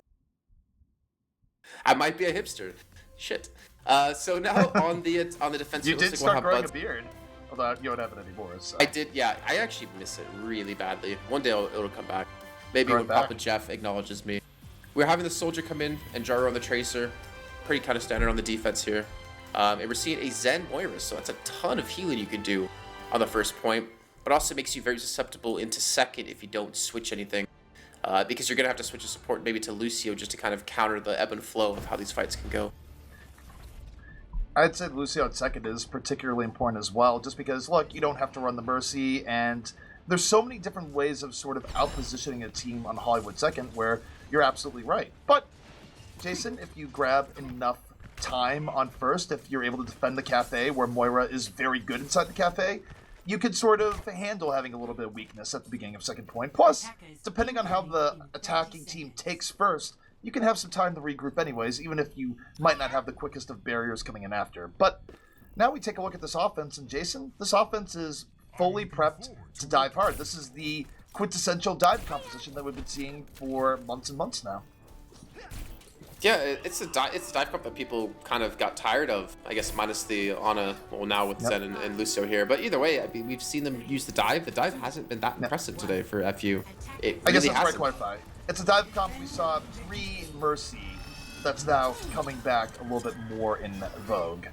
I thought people were tired of the dive comp, then they were tired of the Mercy comp, and now they're doing the dive comp again. It's so funny. Comes back just like fashion, Jason, as they immediately dive into the cafe. And, well, their coffee was served cold and definitely not organically sourced, as that was about over as quick as it began, where they were all in and all out. Well, maybe they were trying the new coffee flavor from Soylent. If they did, they would have taken the point, because I don't see how they'd be stopped. I think so. Man, we need to get some Soylent. I don't know what's stopping us here. I would chug Soylent on stream right now if I had it. I don't know if chugging Soylent's a good idea. It's a great product. Little do people know he mixed vodka with the Soylent, so that's why he's chugging it. Okay, so into the next attack here. Who Are You not even close to a blade? They're not close to really any ultimates. Again, going for the dive into the cafe. They've been denied for the most part here. They're actually dropped down on point. The Coalesce is coming in, almost should be guaranteeing a one fight for EnVision. Beastalo's been getting focused down every time here. Wasn't even buzzing the cafe, but Buzz in the cafe just got elbows Zachary in the face. And easy kills right now for EnVision, where they have the early target priority, they're focusing the tanks, and then you don't have the control or pressure from FU to take it to the next level. 2 minutes and 30 seconds left. And so far, Jace, I think the Moira has done her job. She has, and already 50% towards the next Coalescence, so really doing some work. And the rest of the team of EnVision are going to all have ults. Huryu's going to be one of the first people on his team to finally get one because they've lost these fights so heavy-handedly. Yeah, the dive comes back in, the blade comes out, and they will have a chance to counter it. Who are you? Immediately blown up. Couldn't get anything off of the blade. And now, for the defense, but well protected in the cafe. The offense goes in deeper, Jason. They commit harder. They use the barrier, and they are able to take out iShiny. So, what a bomb spot into the cafe. Catches Buds. He couldn't get away. That was well prepared by Crackalacken, and very well could have been the difference maker in this fight. But Coalescence is back, and Fire's used it. They're trying to deal with the people who are diving back into them because of the Primal Rage. He stays extra healthy. The point finally gets the first third, and they've lost quite a few people. Crimzo's gonna fall as one of Beast Halo, who somehow has survived for such a long time. Shiny jumps into point, tries to deal with Alarm, but he can't do much about this because the rest of FU are there. My goodness, that was a Poco level bomb if there was one. I don't know if you caught it, but the Diva Mech just barely clipped through the side and dropped right at the end where it didn't even leave a soldier enough time to sprint away. That was just so good by Crackalacken. My word, Jason. And now Fusion University, they get the start of the second phase. And by the way, we talked about the support game. Fire has swapped off from Moira the Lucio. Luckily for him, it was kind of timed with the Coalescence already being used. They're going to get an archway hold now. Elk at 60% on his sound burst. They have a big 60% advantage as both Senyados are going to have transcendences. Huryu's getting close to his blade, 80%. I'm trying to imagine what are they going to do to hold this one. They're going to keep Bud pushed up. Bud's eventually just going to fall back once the dive does come in. Has the speed to help escape. He doesn't have the supports there. You can see the elevators carrying them up to the top, but they're going to be late. Bud's under assault right now. Orbit Discord on him, 35 HP, and Zachary's there. Ground floor finds him, not able to get away. Meanwhile, Aurora says, by the way, I got a blade for you. Moving, looking for Fire, not going to get pushed away this time. And Fusion University, Jason, starting to find their stride in the middle of Hollywood after what was a pretty decent early defense by EnVision. And Buds, he's had enough. No longer a soldier, he's a ninja now. EnVision got RNG'd by the elevator. Honestly, they really did. Crimson and Fire try to get to the high ground. By the time they got up there, Buds was almost already dead because it took that long for it to get to the top. A great timing, luck timing, whatever you want to call it for FU. Let's see if they can turn it into this third point take. Buds can be very far behind with no blade for a long time, and not to mention no life at the moment. Crackalacken gets Buds early on. Now going back to the payload. The skirmishing in progress. Jaro low HP to the side. Rewinds out, still in this fight. Now chasing down Crackalacken. D-Mech getting supported by Elk. And that's it. The offense is going to disengage here, Jason. And the defense, off the skirmish, able to finally get a little bit of a breather. Yeah, they forced a big transcendence out of Alarm in the last fight. He wasn't able to secure it into the second. And he's not going to be able to secure it into the third either, only at 40%. And Buds is trying to be aggressive here. He has to be really careful, though. He's up against Huryu and Beast Halo already in position. Zachary's getting up on the high ground as well. He's obviously trying to get towards that blade, but if he dies, that could be the big go moment for FU. Shiny going deep to the back, leveraging back his Primal Rage, and with the aid of Jaru, able to take down Alarm, but doesn't Primal Rage in time. Now, I think that's fine. I'm not even sure he actually won the Primal Rage there. They did enough damage to the backline that he got to save it, so I actually think that was a pretty good decision by iShiny, where, and it's heat of the moment too, he didn't have much time to really process, do I get mad? And the answer was no. And Zachary, Beast Halo, flanked, actually, sorry, Zachary and Crackalacken flanked around the back, and Crimzo was able to get a kill onto Zachary to prevent him from doing the damage he needed to kill one of the supports off. So he actually saves, I think, a good portion of that fight for his team there. If they lost supports, then that, again, could have been the big fight for FU. Well, FU certainly looking for the big score right now. A minute 2 left. And you gotta look to who are you right now. You have a barrier to back him up and a blade, but you have just obstacles to get through. You have to worry about the Transcendence. You have to worry about a counter blade from Buds. EnVision is more loaded for Bear here. And Fusion University a bit split, but for good reason. They catch Buds out. Buds too far away from everyone else. Couldn't get help. A 6v5 opportunity now. Fusion University piling on right now here, Jason. And I don't know if that barrier was needed. They already had 2 kills. They could have just waited. I feel like I literally just called that too, by the way. If Buds gets too aggressive and gets caught out, it's going to be go time for FU. And that's exactly what happened. He was up by the saloon. He actually almost pulled out his blade to go for an escape, but I think he died right before it actually was consumed anyways. So I swear to God, I heard a blade being taken out. But either way, they're going to push back in. Sound barrier going to be used. Everyone eats it. Everyone gets picked up with that extra HP, and there's the Transcendence Alarm to counter. And this is where you have a bit of a gift here for EnVision. They don't have to worry about barrier on the other side. And now Buzz knows there's nothing left. barrier, or sorry, Blade coming out. Looks for Beast Halo, gets popped around, can't finish the kill. And who are you? He's got a Blade of his own in return. And this time, this Blade is gonna work. Gets one, tears through McGravy, gets the DMAC, and even though he's under assault, he's able to just bring Winston on a bit of a ride. Fight though, not quite won yet, but it's looking good for Fusion University as Who Are You resets all over EnVision. Understood. Now they're going to push the bad spawns that have come in. Eventually, should be able to pick up a kill or two, or maybe just let them go since they did lose out quite a few people. I think they had a couple of bad respawns too. Yeah, coming from the first point respawn. So it's going to take some time. Both teams are just going to regroup. Crimzo, yeah, I think he did switch heroes to try to get back in time, but he went back to Zenyatta, and they're trying to contest this high ground early. They have the mana advantage. I'm surprised they haven't pushed into this. A little bit surprised as well. Zachary, oh, caught by Crimzo. And that's going to give EnVision some much needed breathing room where they have the 6-5, they don't have to watch their back. And Alex just like, nope, nope, nope, nope, doesn't matter. Bud's resetting into the back. And not only does that end the fight and stagger, it also gets him much closer to a Blade. I think a lot of these fights have really edged off the fact of someone getting caught out and dying. This time it was Zachary getting aggressive. Crimzo was able to get the better of him. The fight before was Bud's, and then Crimzo dying as well to Zachary. Last fight, well, pretty much the last fight of the game going to be going on here. We have a staggered one into overtime. McGravy has that self-destruct. He needs to not lose it right now. He needs to keep that map. Crackalakin goes right into the high ground, but instead iShiny ignores him to go for the D-suit, backs away towards the supports, pops the Primal Rage, and gets the kill into Alarm. McGravy got focused down there, has to use self-destruct just to get a new mech, but with Alarm out of the fight, it's not bad for EnVision. They're still working with the man advantage. McGravy might not have the huge bomb, but it doesn't matter. Who are you picked off? Damage way lower, but Crackalakin in the back, making this potential there. Bud, with the Blade, tries to kill some dreams. Under pressure, Zachary back in, deals with Buds. And now you have the offensive respawns coming back in. Here comes Who Are You? Blade at the ready. Doesn't pull it here just yet. They're in tank killing mode, but now he uses it. Still doesn't have any targets in front of him. Uses it mostly on D.Va. I don't think he needed that there, and it would have been really good for cleanup as spawns start coming out. Okay, we see some questionable Blades out of Fury and even some questionable Sound Bears out of Up before. But Bud's coming from the high ground, both of them with no Blade available. They need to touch the payload. Someone's going to have to go for it. It's about to complete. Finally, Jaru gets there. The Sound Bear going to be used as well. 3 minutes and 15 seconds from disaster.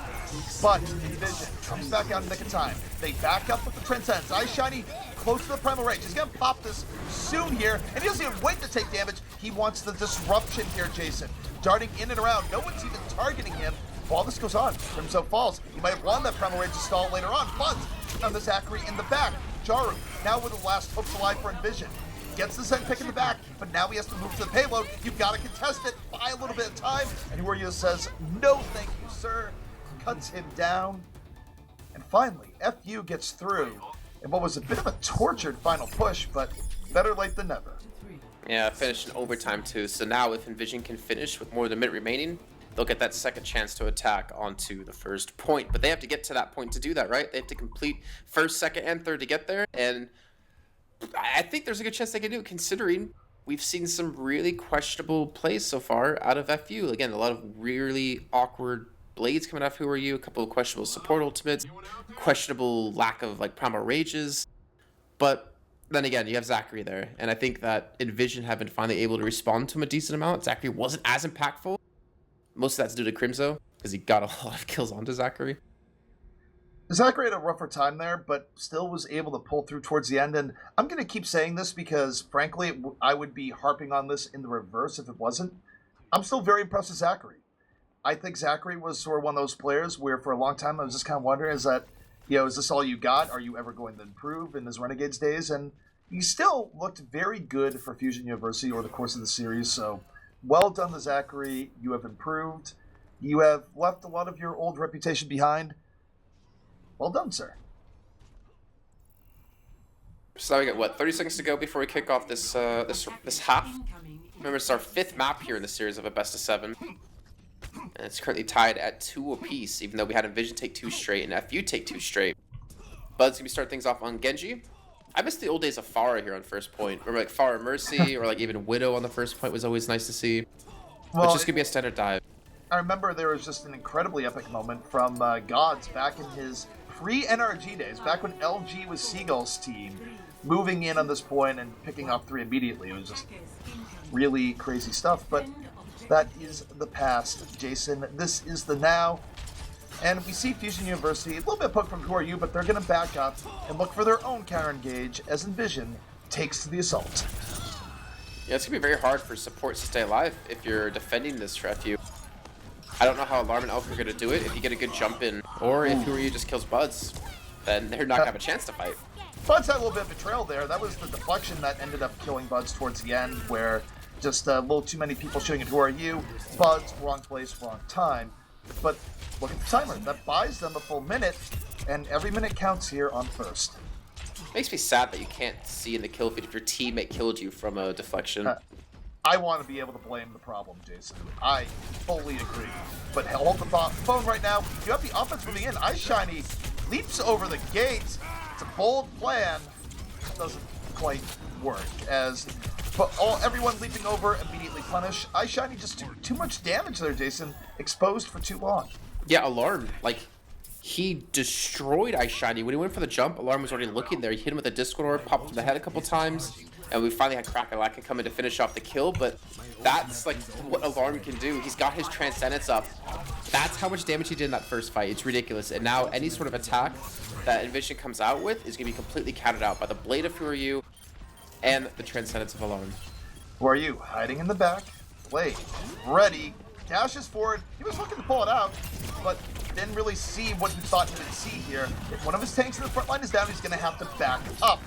Now, Fusion University, they have to be careful here, Jason. They're getting the kills they need, but you don't want to overextend too far. It's a dangerous game when the offense has a respawn advantage. Well, they got a D-suit onto McGravy, so they're just going to kind of like chill now, like, all right, well, what are you going to do, McGravy? Are you going to go back to spawn and change, or are you going to try to push it with your Buddy Blaster? And it looks like he will go back to spawn. He will lose his, you know, semblance of its self-destruct, whatever percent he did have. And now a big win again for FU from that. Meanwhile, Who Are You gets to hold the blade, and you can just tell the way he's looking there. He's itching to go in. But what he doesn't know is Crimson has Transcendence. He moves in and just nothing. The Transcendence is there, and Crimson didn't even need it. He actually killed him before hitting the button. That was big from Crimson. What you want from your Zenyatta player. But we'll see if it's enough, because Bud's got bopped in turn, and Zachary now looking to the air, but no, Zachary's down. But it's the tank play. Now for FU, that's going to be pushing things back. Well, Shiny will get the kill into Alarm. We're able to finally turn that fight around. Hui's respawn back in, and his entire team is coming back to deal with Shiny, who's by himself. The Karma Rage will buy the time for EnVision to get here, EnVision to help out. But they don't have any ultimates to really use fire. He has to hurry to get here. He's got the sound barrier. They have the man advantage. They can easily engage this, but it looks like they want to heal up first. Fire goes in, drops a barrier. They think they have an edge, but it's barrier for barrier. You don't have any edge at all. Zachary drops the bomb. Connects. Crimson out of the fight. And Fusion University continuing with this iron wall of defense as we tick down into what could be the final minute. Jaro's going to have his pulse bomb though, and Jaro's been big with the pulse bomb all day long. Another blade coming out of Who Are You? Don't know why necessarily. Again, very questionable. That's like the fourth or fifth one today that like didn't need to be used. I just think his QT is very sensitive. It goes off for like no reason. Well, that's an unfortunate problem to have when you're a Genji main and when you're one of the best Genjis in the world. But hopefully for them, they won't need it here to fill up this full point defense, because Bud's going to have a blade now. Jar's still waiting for that pulse bomb, waiting for the avenue to go in with it. Goes in towards the back towards Cafe. Shiny just pops Krakalaka by jumping directly on top of him, and there's Bud's blade. The straight one-on-one, just one clipping him in the head. And Buds, I'm not even sure the blade was needed, but didn't really know that Jar would do that as he went in. No matter what, EnVision, they used every bit of time available to them, but this payload will start making its way through second, and they're not quite out of it yet here, Jason.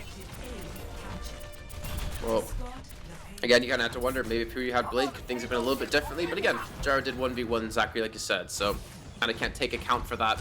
But they're going to have a very aggressive push here. They just need to keep attacking as quick as possible, take this time away, and force them into overtime, because all you need is that one big fight to win. The Substar goes in and catches two! Big plays from Krakalaka, and I'm impressed with Krakalakan's bombs, where he has these sneaky bomb spots that continually get good value. It's not like Poco levels of 3-4Ks of what we saw at the beginning of Overwatch League, but it's consistent, it's good, it's better than the other divas we've seen in the tournament from that perspective of diva gameplay, and it keeps buying Fusion the time they need to reset up. Zachary waiting in the shadows again, comes out with the pulse bomb, sticks Bud with it, gets the kill on Toolman, and again another fight. They just reset. EnVision just got grouped up together again to make the push, and yet they've been completely held off for another 20 to 30 seconds. But Gravy isn't even suited yet. He's trying to get his mech back. He's only at 60%. They can eventually finish him off now. What McGravy doesn't know is that the Korean military cut their budget. He's just sitting here. He's just like, I need him back. It's like, no budget's out. Here comes where you played out. The defense being super aggro. Who are you? Another blade, another set of walls. Doesn't really get. I guess he forced out transit. It's fine. Alarm got stuck by Jaru, so he trans to stay alive, and that's when they made the big push. Now the Cyber's coming in on both teams. Buds has the blade, but he hasn't gone in. I mean, they already lost Cream, so I don't know if he's gonna do it. Buds holds onto the blade, dives in, under pressure, doesn't blade. Good self-control there, not open with that. It would have been a disaster of a blade if he did, but still, the super aggro FU defense just keeps EnVision back. Zachary with pulse bomb again. And I believe he's lurking in Cafe this time. He's going to let them come right past him, going right for the supports. Instead, just going to back off. He wasn't sure if he's going to be able to survive that. They can't afford him to die. He gets behind McGravy. Still has yet to use the pulse bomb, but he's coming in from a different angle, and they're not going to expect the pulse bomb's going to go off, and it's not going to connect this time, unfortunately. iShiny taking out McGravy, though, on the counter self-destruct. Meanwhile, here comes Bud, blade out, gets Crackalacken before the Transcendence comes into play. Looking for a little more. Meanwhile, who are you? A blade of his own. Resets into the back. It's going to be his 3K. Might as well be. Who are you? Equalizes. And we're down 7 seconds. F you, Jason. Wow, rude. Okay, that really wasn't what I was going for. But they are about to hold here at the very precipice of second. Respawns are coming in, though. Coming in, but I don't know if the respawn's going to be enough. Actually, we're going to see an initial kill come through. Ryu's going to turn around and kill Jaru with the dash. Crimzo uses everything he possibly can with the Transcendence, and even McGravy switched over to Widowmaker just to give that little bit of to maybe take this payload back on their side, and I think they've been able to do it. McGravy gets a double kill. All right, buckle your seatbelts, boys and girls. We have extra time, or as they say in the business, overtime. And they can't get off the payload once, but this is the stuff Overwatch streams are made of. EnVision just refusing to die, much like Mercy over many patches. Zachary has a pulse bomb, and since they have to stay on the payload, it's very susceptible to being stuck and kill McGravy. Use the infra side up so you can see where everyone is. Who are you trying to work towards his blade? McGravy's gonna have to deal with you in his face. Alarm gets the kill to Jaru as Jaru doesn't get the stick, so a 1-for-1 trade there. Self-destruct being thrown on direct on top of the payload. Shiny's barely gonna escape with the help of his Primal Rage, and he's trying to swing, he's trying to hold them off, he's trying to give him a chance to push his payload further. Bud's Desperation Blade has to pull it with no HP, still somehow alive, but not for long. Crackalacken able to finish that off as the defense of FU swarming onto the point. I don't think there's going to be a miracle comeback this time. And now, Fusion University, Jason, 1 map away from taking this grand finals, but we could still go to 7. We very well could. This is going to be, I think, EnVision's choice, I believe. I don't remember who chose last map now that I think about it. Yeah, so it was FU's choice, so EnVision will have a chance to go to a map they're choosing. I don't know where they want to go now. They won Temple, so we could potentially see Volskaya. I literally have no idea how practiced these teams are going to be when it comes to Volskaya. They won King's Row. Well, Volskaya is definitely a wild card. One I hope we see, just because it's had a storied history in Overwatch. Well, I guess we're going to find out. I believe EnVision is taking a quick break. And they'll eventually choose when they do get back. We still have a couple of maps in there. I mean, there's still Ilios. I love Ilios. I'm really sad we don't get to see it that often. They do. So, both teams right now, Jason, asking for a break, and I think we could use one as well. So, we're going to take a quick break. When we come back, we'll see if Fusion University will have what it takes to grab this grand final victory.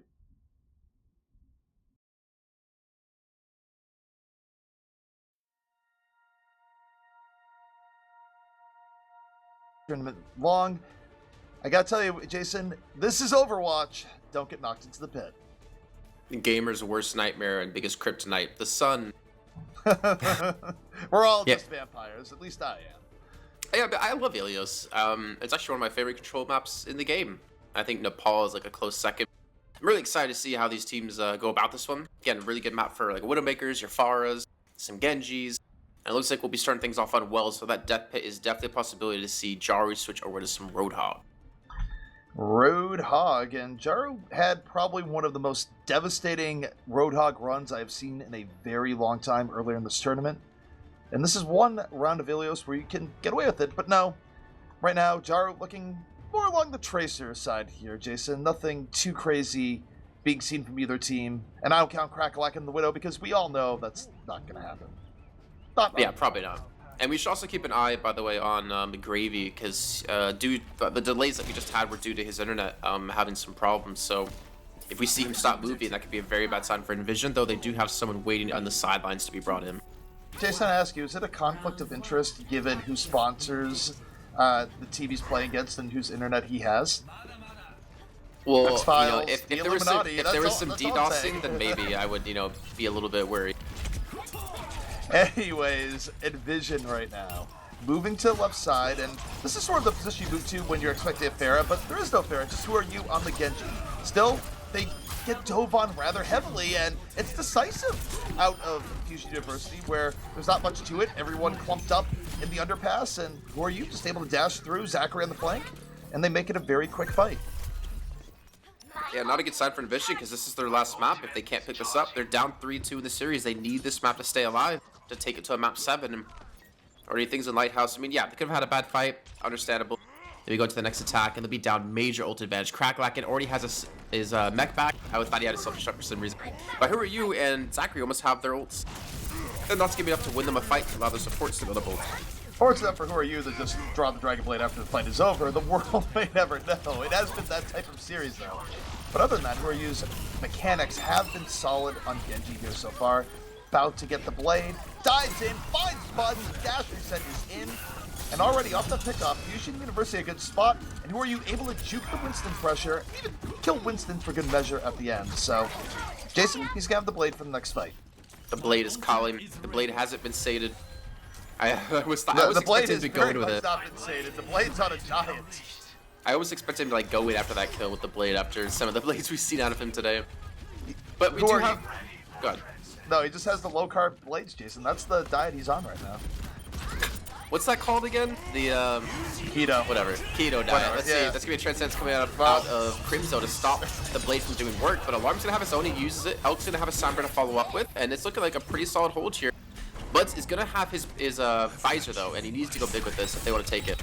Well, there's an opportunity, but Bud's got poked down really heavily. It wastes the first 3-4 seconds of the attack visor, so he doesn't get what he's looking for. But because where you didn't get much of the blade, because it just ran straight in the Transcendence, there's still an opportunity for EnVision. They didn't take that much damage, and now they've done enough to let Jaru start working the corners.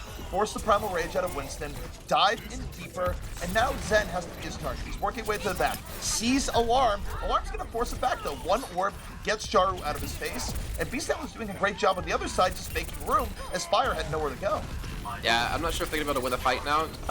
I said, on day one that Who Are You got me a wreck just from his Doomfist knockup that he did into a Earth Shatter. But right there, Ice Shiny got my nipples tweaking because he put a shield down around Elk during the sound barrier, and he prevented it from going to the entire team of Fusion University. So that's actually why they took the point, because he completely nullified the sound barrier. But it didn't matter in the end because they just got completely wiped out in the fight after. One of the underappreciated plays there, where it does act as a line-of-sight blocker. Fusion University, though, rather easily taking this point. And Jason, that means they're on match point, series point rather, where if they grab this next round, that's it. They're the champions of Ruins. The Overwatch Beat Invitational Season 3. Oh, no I wanted to see Ruins. I wanted to see some Widow out of Buds. The Who Are You versus Buds battle of Genji v Widow would have been a sight to see. But unfortunately, we're going to be going to the Lighthouse, so that's not going to be happening. But we're going to have Buds on Genji. It's going to be pretty much mirror comps between the two teams yet again. All right, and on the mirror comps, I'd still say you give the edge to Who Are You on this Genji mirror, and it's not that Buds has a particularly bad Genji. I think he's leveled up on it quite a bit, but even when you count the sort of thonker blades that we've seen from Who Are You, his mechanics without blades have been stellar, and he basically, not single-handedly, but finished a lot of the fights that Fusion had early on last time. But now, Jason, the fight is underway. Both Genjis, a little bit of a part. But now, Who Are You? Got counter dive back with this team, but they've already lost Alarm. It might be too late. Yeah, it's gonna be very hard to fight their way back into. So the Crackalack and getting desuited to almost pretty much solidifies this point take for EnVision, but just I say that, Croc gets a kill on the Buds, Elk gets a decent on the McGravy, they've equalized things, Zachary gets a great clip on the McGravy, and now they're back on the attack, the point won't be captured, and EnVision have to somehow come about this. They have to get that teamwork going, they have to focus these targets down. Jaru does take down Crackalack before he can remech because he just had it up, and the fight is going to be a skirmish, it's going to be a bloodbath on point. Tracer's being the X-Factor. Zachary off the Discord work finds Crimzo with alarm. Now rewinds back to the point on Fire. Fire really nowhere he can go right now, but his backup comes back in. That saves him, but not for long. Who are you? Descends from the heavens and finishes off what Zachary was starting. That's going to be Fusion University taking first control. And we're 95% away from Fusion University, not only taking the point, but taking the map and taking the entire tournament here, only dropping two maps over the course of this entire event. Jaru with the pulse bomb, he's got to go big with this. Bud's about to have his blade. Who has his now up? But Buds, he's looking for a meaty Dragon Blade. He's going to need it. And the pulse bomb will stick. It will hit McGravy, but it won't get the D-suit. We'll see if there's meat on the bone or meat on the blade, as it were. Buds holding on to the Dragon Blade for now. EnVision looking for the way in. McGravy self-destruct, not really resulting in too much here. EnVision right now, just for looking at the general battleground. It's going to be Who Are You uses the blade first to the backside. Buds, the blade of his own, dives in, runs, and gets alarmed at the aid of Jaru, but has to back out. Still, it's a quick pick. EnVision with the 6-on-5, but it's a very spread out fight, Jason. Yeah, it's really spread out, actually. Bud's kind of rejoining his team here. He gets a decent Crackalack, and iShiny did a really good job of zoning Who Are You for the majority of that fight, even with the blade coming in. And they're going to clean them up, so they're finally going to get the cap back. But hopefully for their sake, it's not going to be like Well, where they took the point and then lost it right after. They're not going to have the ultimates to use either. They have to at least even this up, Jason. This is a point where there's not a ton of ult pressure coming in on them. They need to win a clean fight where they have the positioning edge. At least this next one here. If they lose this next fight, it's going to be very hard for them to bring this back, which means they're going to be knocked out. They're not going to be the finals champions. So I'm looking at iShiny right now. Has the Primal Rage. How he uses this. Oh, McGravy is desuited already. He gets a little bit too far pushed up. It's immediately desuited. Who Are You gets the kill. Buds is going to turn one around. Yes, but they've lost the tank. And that's bad. iShiny, he's the main tank they have left. He got blown up early, and he's already used his Primal Rage. He has to back out. Now he has to go back in. The only thing they can do is Who Are You? Pulls out a blade and immediately gets dropped by Crimzo. Crimzo, the assassin. Oh, built up the Transcendence, able to float back onto the ledge. Doesn't get knocked off. And Crimzo just saved EnVision there. Yes, he did. I think they're going to be able to hold the point here. 50% counting. They're cleaning up the rest of the people. Zachary's going to eventually die. And Who Are You again? The blade's really not working out for him. Beast Halo's going to have a Primal Rage, but that's it. Bud's going to have a blade. He's going to have every opportunity here to get this round for EnVision. This is what EnVision needed. They needed to take that last fight. They did. Now they're in the lead. They have a fight to give. Buds almost had a nice intro there onto Who Are You. Who Are You's lucky he didn't follow it up. Beast Halo leaps in. D.Va in a little bit behind him. And now Discorded Winston gonna have to Primal Rage to stay alive. Buds is blading him in the back and doesn't end up getting too much of the blade. But now we switch Jaru in around the flank. D-Mex D.Va, Pulse Bomb soon to be up. Rotating back in. Looking for Crackalack. Actually pushed back by the baby D.Va pressure and cut down by Who Are You, who's dash resetting into the point. Zachary got on the point and actually forced them back and a little bit split here. Crackalack just barely getting out of range. No, he doesn't. He eventually loses the suit to Crimzo, who picks himself up. But double kill, he gets a third. Crimzo's going up. Finally, the post bomb will be the only thing to shut him down. And Who Are You? He brings out the blade. He's looking for the kills. The overtime has ticked in. He's going to get knocked back. He's only going to get one for now. But the overtime is ticking, and Who Are You is going to be the only one to keep it alive. I mean, the upside for Who Are You, we got to do some amount of kills there. The downside is he did it and not necessarily like most advantageous position, but he bought time for his team, so it does work out this time. The one blade that works out gives Fusion the ability to secure their position and not let EnVision get back onto the point and be secure. Now, Jason, this is down to perhaps the final two fights for EnVision. And if they take too long, it might just be one fight and then a really scrappy last one. Crimson's going to have the trance, and they're sure as hell going to need it here. But Alarm can match him head to head. It comes down to if you can just get these picks. iShiny's kind of off by himself, kind of very susceptible to being attacked. He's trying to bait in. We're trying to use the rest of the team as bait to jump in towards the support. And he gets chased out by Zachary. iShiny's so far out, he's getting taken down. He doesn't have Primal Rage yet. He still doesn't have Primal Rage, and he gets it just in the nick of time. Meanwhile, the fight here by the Jacuzzi. Crimzo has to transcend, but they don't get much out of it as, oh, iShiny got alarmed. The Primal Rage bearing fruit. But Fire got moved off. It's still even. Both teams down to support. Crimzo very far away, but still getting his orb. value. This is very smart positioning from Crypto here, Jason, and EnVision might be bringing this back. The Blade came in, the Blade got shut down. Who are you only getting Oh Buds, and my Crimso God. gets another 2 kills. This man is saving the game for this team. But Alarm gets a double kill with the Helix Rock. He touches the point, but no one else is alive. No one else is near it. And we're going to a 3rd point here on Ilios. His name might be Crimzo, but it would be easier to just call him Carry. My Or word, Killzo. Jason. Yeah, Killzo. Yeah, let's go with that. It's late enough. Damn it, Jason. Fine, Killzo it is. Oh man, so now we are gonna see the Widows potentially be busted out here on Ruins. We were hoping for Ruins to be 2nd map. Well, hey, we're still gonna get the 3rd map nonetheless. Question now comes down to, is Buds gonna be matching against Zachary, who's sitting on the Widow, and who are you on the Tracer? Who are you going to the Tracer? And we haven't seen much of this here, and we kind of expect him to be in the Genji, but the reason why he's not going to go Genji here is that it's the necessary swap, right? Where they want to run a Tracer no matter what, but their main Tracer player is also their best Widow player.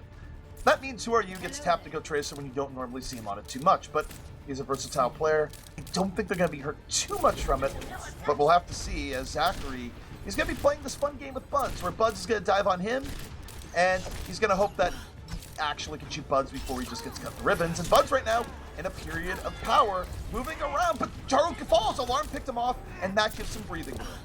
Zachary's not been able to get many shots off, but he does get a decent on a McGrady, so a big initial start for them, especially with Alarm getting that kill. And Buds is going to be chased out by Cracklock and then finished off. They get first control of the point, and when it comes to Widow on this map, you need to win the point.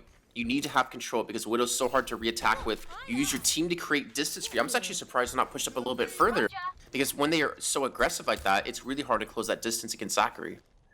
And Zachary right now is going to have plenty of room to work with, where you have the tank front line more than willing to just buy space in the front, which is going to make it even harder to get to the back. But here's the swap up, Jason. Buds is now the Widowmaker. He's going to put all the hopes and dreams of the tournament in the Widow v Widow setup. He doesn't have to worry about Genji as long as he can just get high ground and get away from Who Are You, and they're just going to have their dance in the back while the main fight is going on the point.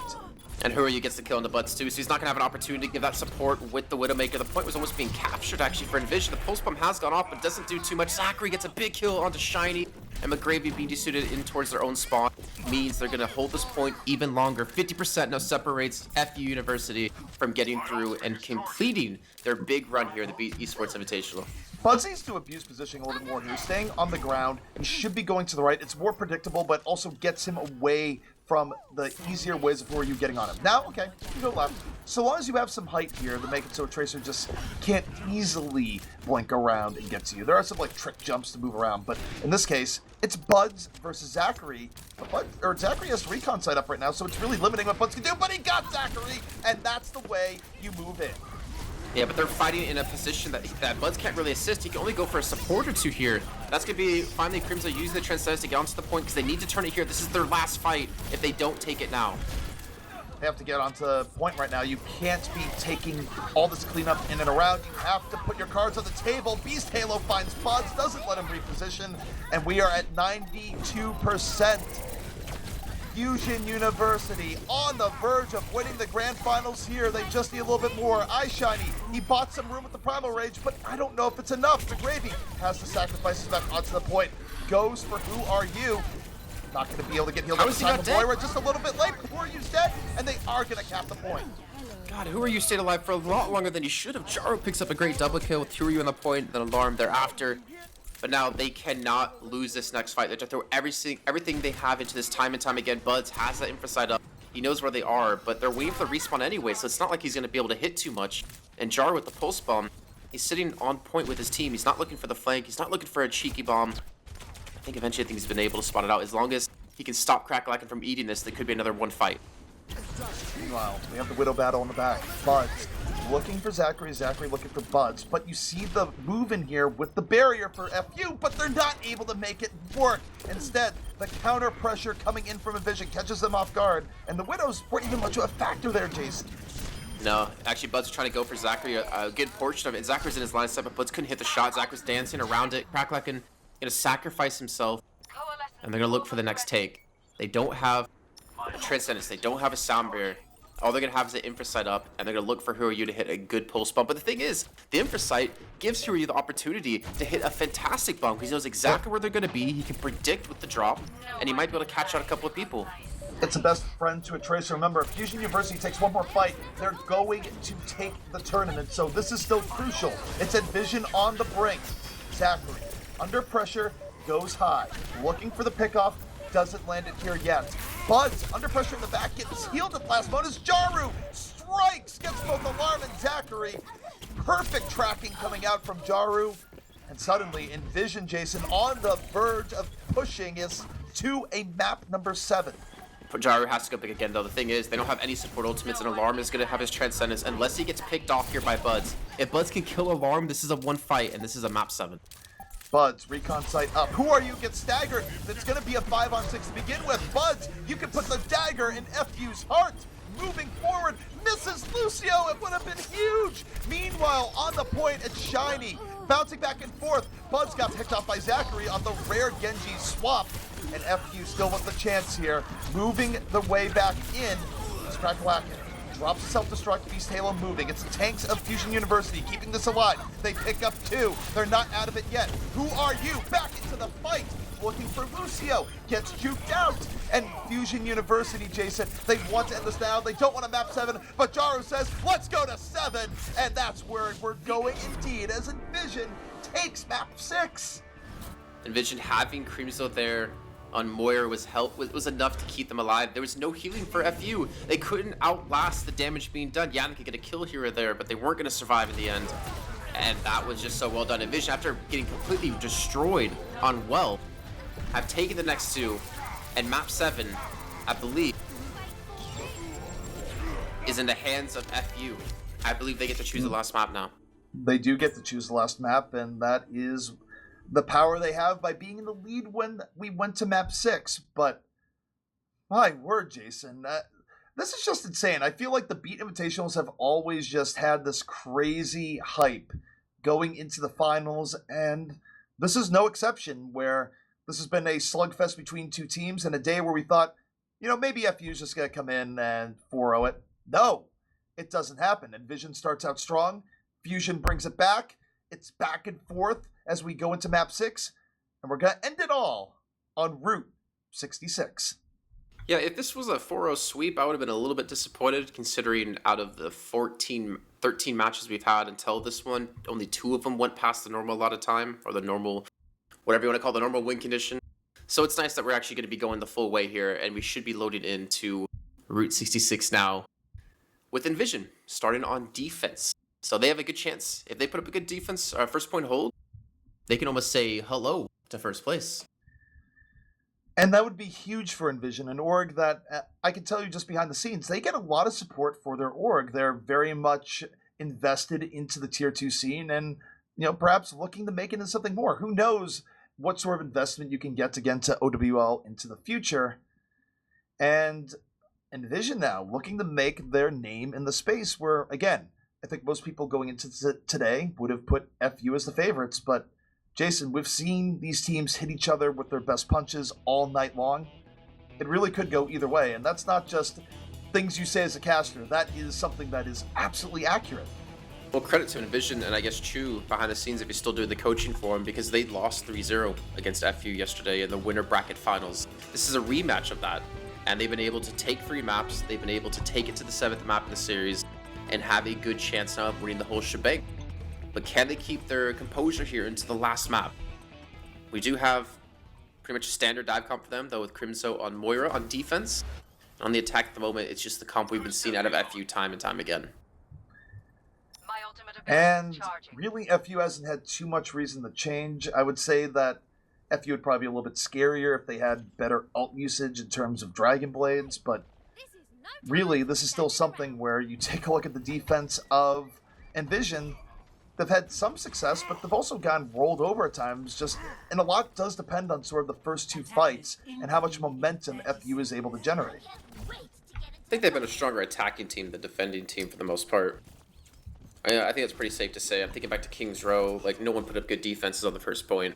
But we're going to see here. Like, they chose to start defense, so they definitely want to know the win condition for themselves, to know at what point will they take home the victory, or at what point will they unfortunately lose. 5 seconds to go. Here's ZP. It's the final map. And we're in the grand finals here to kick things off with On the Attack FU. On the attack, FU, and this should be a super aggro attack for sure. You have Elk checking for the train wreck strategy as Hanzo. Now he goes to Lucio. So they're going to be speeding their way in here, Jason. Jaro off to the side. He's looking for a couple of solo supports. Playing towards the mini health pack. He's actually going to stick around, but Alarm already knows exactly where he is. This could be very dangerous, but you can see they've already gone over the top. They've gone directly towards Alarm. They're going directly towards Elk, and they get the bow. What a counter dive coming in for EnVision. They pierced the way. Great coordination between iShiny and Buds there, where iShiny just landed in the thick of it. Buds fall through with the dash. You blinked, and it was over. And that's big for EnVision because you think about Ulticom. If they could just do that one more time, Jason, that translates into the makings of a first point hold. Well, funny enough, Huaryu is actually ahead of Buds in terms of Dragon Blade.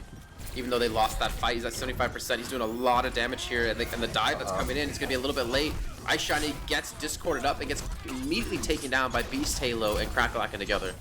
Well, while that was going on, there was a nice dive between Alarm and Buds, Buds and McGravy onto Alarm in the back. But overall, the back and forth is favoring the attackers. Not only have they had better trade-outs, but they have respawns coming in. Buds gonna try to equalize, picks up two, looks for more.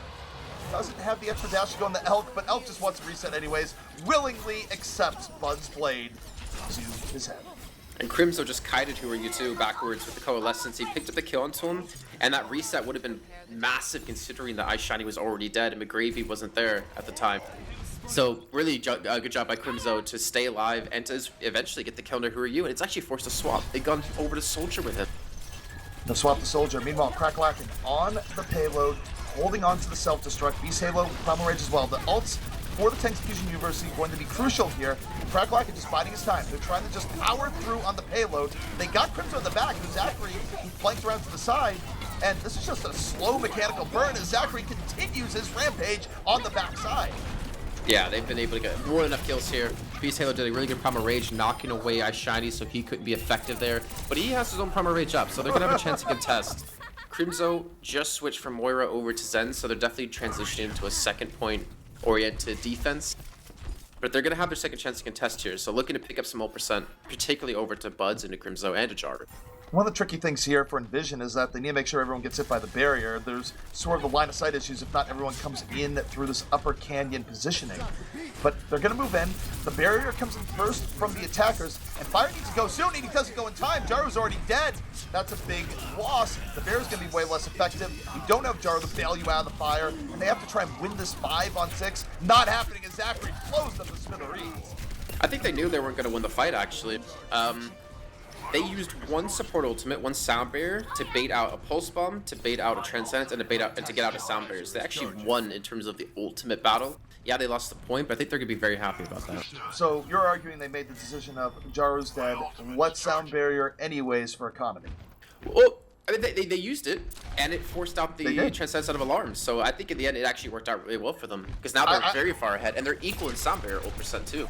I agree that the net effects worked out for them. I don't know if it was planned to that degree, but it was one barrier for a bit of resources, and you do need to come into second with a bit of momentum as defense if you want to hold it. It's a hard point for defense. As iShiny takes a little bit of room here in the tunnel, although Fire not able to get away. Crimson is down as well. There's no support left for EnVision, and offensive respawn's going to be flooding in very quickly here, Jason. This is actually very tough now for EnVision. They're going to use the defense mages to block off Huaryu. They do eventually eat up a lot of the damage, and he doesn't get a single kill with it. Eventually finish off McGravy, and Beast Halo's pushing the payload in the meantime. I don't think, do they not notice it? Jaru, Shiny, someone's going to have to go back, and finally they do. They are not going to be able to contest the payload since they continue to truck along here into second point. Trucking along. Yeah. Trucking along is the name of it. It is Route 66. Crimso has Transcends for the next fight, but it's going to be a tale of two Zens here, Jason. But it's so rough for EnVision trying to get out of this tiny area. Yeah, I mean, they almost had to invest a trance if they want to come through cave. They have to come through door, which is actually kind of a split up for it. It's actually really good because they're not going to take too much damage all at once. They can go to hit multiple angles, and Zachary has to be so careful. But he's got his pulse bomb. He's going to go for the stick. He does hit Crimso with it, but it forces out the trance. Yeah, it made him transcend way earlier. Now you look at Alarm. Alarm just gets to rub his hands and go, oh, that means I can transcend and you don't have one. So look for the offense to regroup, settle around Alarm here, and then move in. But that's only if it's needed, Jason. They just got 2 picks for free. Yeah, I don't think it's going to be needed at all. They're going to clean up all those kills. Alarm's going to get a kill onto Jari. He's going to fall, yes, but he'll take that death. Fire, he's going to contest last second with the help of Buds. And that should be the point taken. So now going into third, what do they have? Transcendence, a sound barrier, no split ultimates up for the opposing side, and they also have a self-destruct. Way ahead of the ult economy. Really good stuff here from Fusion University. They're setting a very quick time for Route 66. And to your point, Jason, the ult economy is there, which means that you need something out of here from Buds, where if you can get a pickup, you can make the ult economy way less effective for the offense, where they invest 2 ults just to try and make it even after an early pick. But no, they're not going to get the opportunity. They barrier, but Beast Halo goes way too deep. What are you doing? It wasn't even close to Primal Rage. I don't know what that was, but EnVision can now win this fight. Zachary's actually pushed towards Buds too to try to eliminate him, try to prevent him from doing much work. And Jaru comes in to save Buds' life. They use a sound barrier to push back. Ice all by himself, but he has this Primal Rage to stay alive, so he's not too worried. He's going to pop it. The payload will be halted, and they should be able to win this fight. They should have this fight now. That was the perfect fight for EnVision, where even though the barrier was probably well-timed, they didn't all go together. Beast Halo, or perhaps Beast Halo just went a little bit too far out. So, okay, you barrier before anyone gets picked. Doesn't matter when Beast Halo offers himself up as a tasty Winston sandwich. Oh, Zachary was flaked around the entire team, but the timing of Buds' infra sight just spotted him out and forced him away. That would have been a major pulse bomb. Works out as Zachary just bombs McGravy, going for the D-Mech, wasn't even going for the extra kill, gets the D-Mech, and Buds was in the collateral damage zone. Zachary's picked off essentially 2, and very much opened the way for Fusion University, as Who Are You works his way in, and is going to have a blade up soon. Yeah, and the blade might be enough to shut them down. Crimzo's going to have to use a Transcendence, and he has to hope that he doesn't get it popped early by the pressure from Zachary and from Who Are You. He needs to be able to have it on his own terms. Beast Halo going to be sitting above them to do some good damage and to charge up that Primal Rage. They're going to be coming in. Jaru on the payload to contest it for now, but the Primal Rage has to be used by Beast Halo. Shiny looking for something, but he gets blown up. Transcendence coming in here from Crimzo, just buying some time. Who Are You biding his time, though? Transcendence gone. Who Are You's damage, doesn't want Blade yet. Waiting, sees the support. Oh, this is delicious. Moves in with the Blade. Picks off Buds, almost made it a twofer, and the pressure is real from FU. But McGravy comes in off the flank, stops the Who Are You threat. It's still back and forth on both sides. 40 seconds left of the offense, and if they don't finish this off soon, the defense is going to be fully reset. No one's attacking Alarm. He's just been sitting in the backside getting a lot of free healing off, a lot of free damage. He uses Trance in the last fight. He's at 67% now already because of what he was able to do. But like we're showing, the defender's advantage very strong when it comes to any map. And they're able to maintain for now. Soundry up for fire. Elk gonna have his up in a few seconds.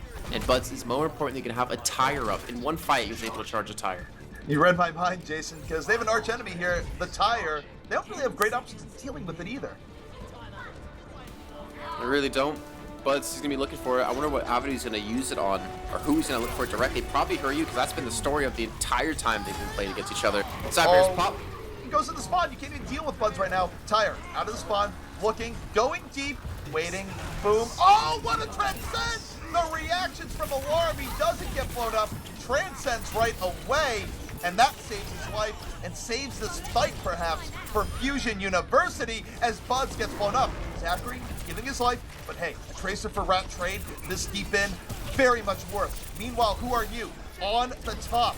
87%, almost has a blade. This could finish it out. The self-destruct doesn't clear anything. McGravy has fallen. Who Are You? Hold on. 98%, Jason almost has the blade. Fusion in overtime looking to push it in. Buds has to run from the blade. The payload is dominated, and Fusion pushes it in when it counts most.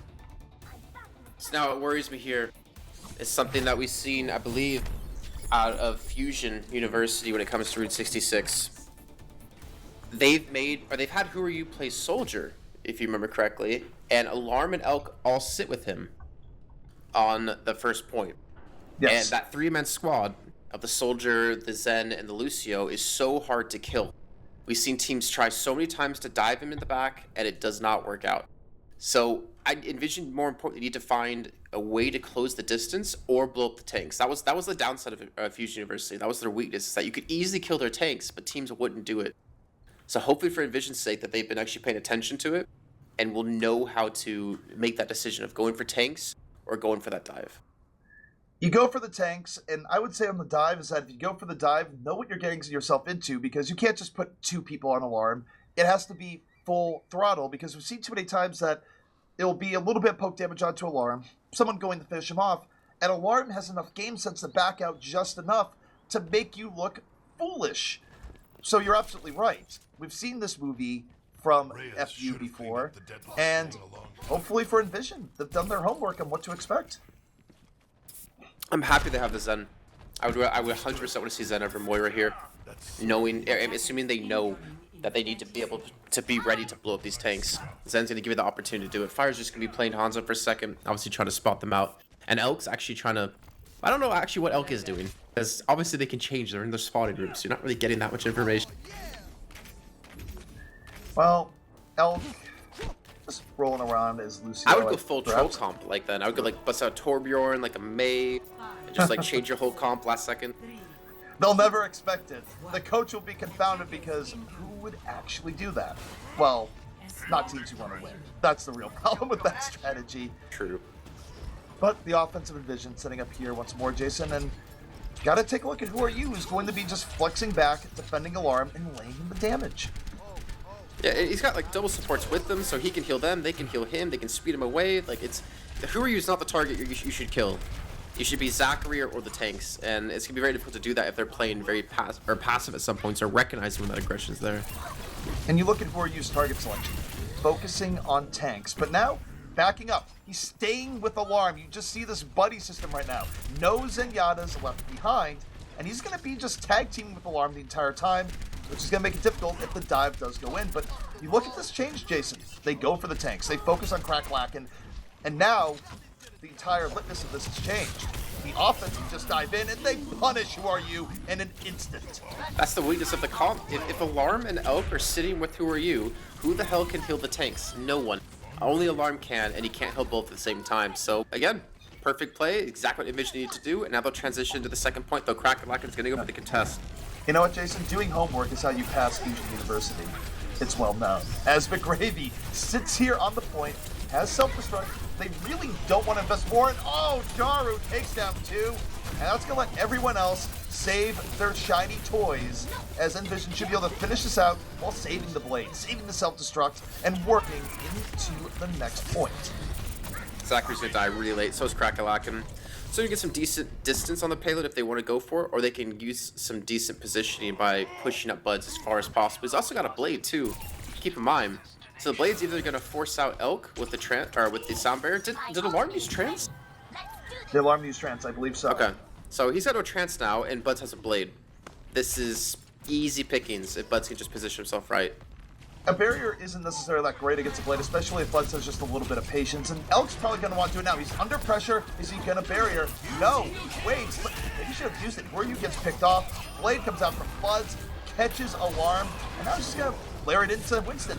Beast Halo falls. It's a good economy blade, and now EnVision, they're well on their way. Oh my lord. Who are you switched off Soldier when he attacked Visor to go to Genji? I was like, what are they going to do to stop it? They don't have any support ultimates. He could have stuck with that. Well, why use Tac Visor when you can build up to a blade that may or not be useful, but his Genji's so good without blade, I want to criticize it, but I'm willing to believe. Eyeshine, too far out, taken down. Fusion, pressing the advantage, moving forward. You see the offense out going, nope, it's over. And I don't think Ryu had a huge part in that, but now he does get the Genji set up for the next play where he just didn't feel the Soldier was working. I wonder if they were thinking ahead, knowing that they had a sound barrier and the enemy team had nothing, and they felt confident they could win just off the sound barrier alone. Because now you got who are you charging up to a blade. Only 30%. It's not as much obviously he was hoping from that fight, but it's something. It would be 0% if he didn't switch. Well, you want to go further into the future, there's going to be a Transcendence up here. They're going to use both support ults, but that means a fight after this where you will have the blade. So if they can somehow withstand the storm here, it would be huge for FU. There's the barrier, though, from EnVision. They are all in. Both support ults have been used. Bud's using it to his advantage, dive to the back. Almost has a blade up. 95%. Now, EnVision's their rough spot. You gotta watch Buds. He's gonna need to come back to the blade if they somehow want to take this. He gets Who Are You? Buds, do you invest? Is this the time to buy? It's not cryptocurrency. Let's go. Pulls out the blade, finds Beast Halo. Now he's just gonna go for the one-on-one against Eva. Not great. He sees Alarm, but can't get to him. Ends up falling.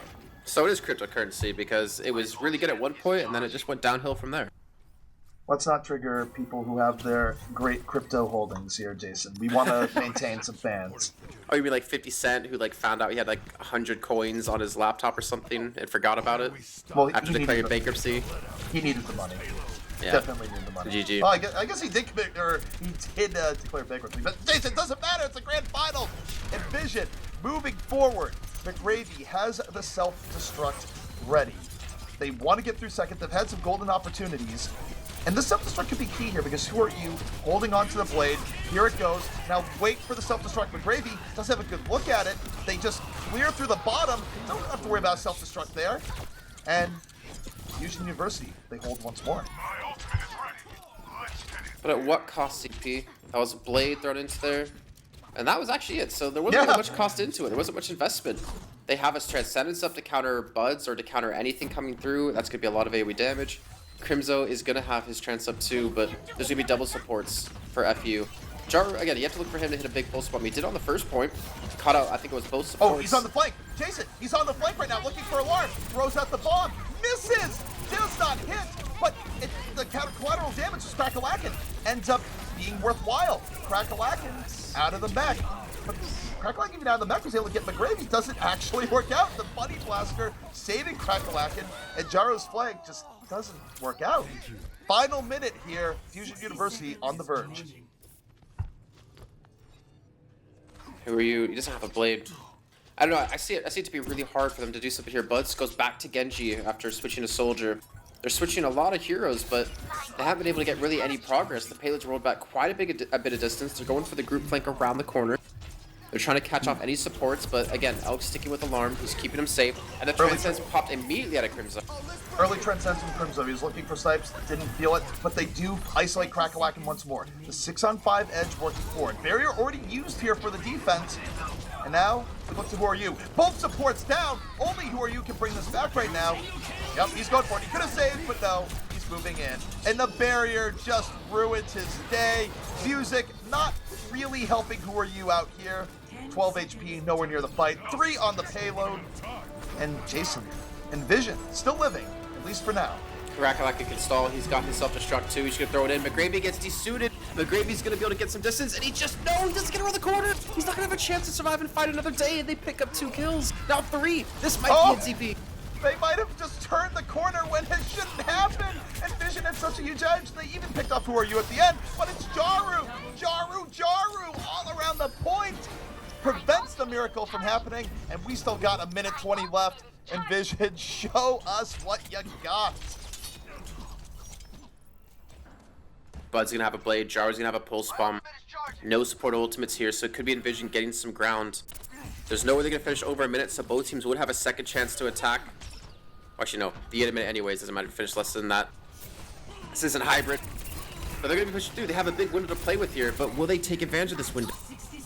We're gonna find out in a second. Buds holding back, has blade ready. Waiting, blade comes out, slices through Crackalakin, and uses a dash reset to immediately get to the back. Alarm, take it down in a fell swoop.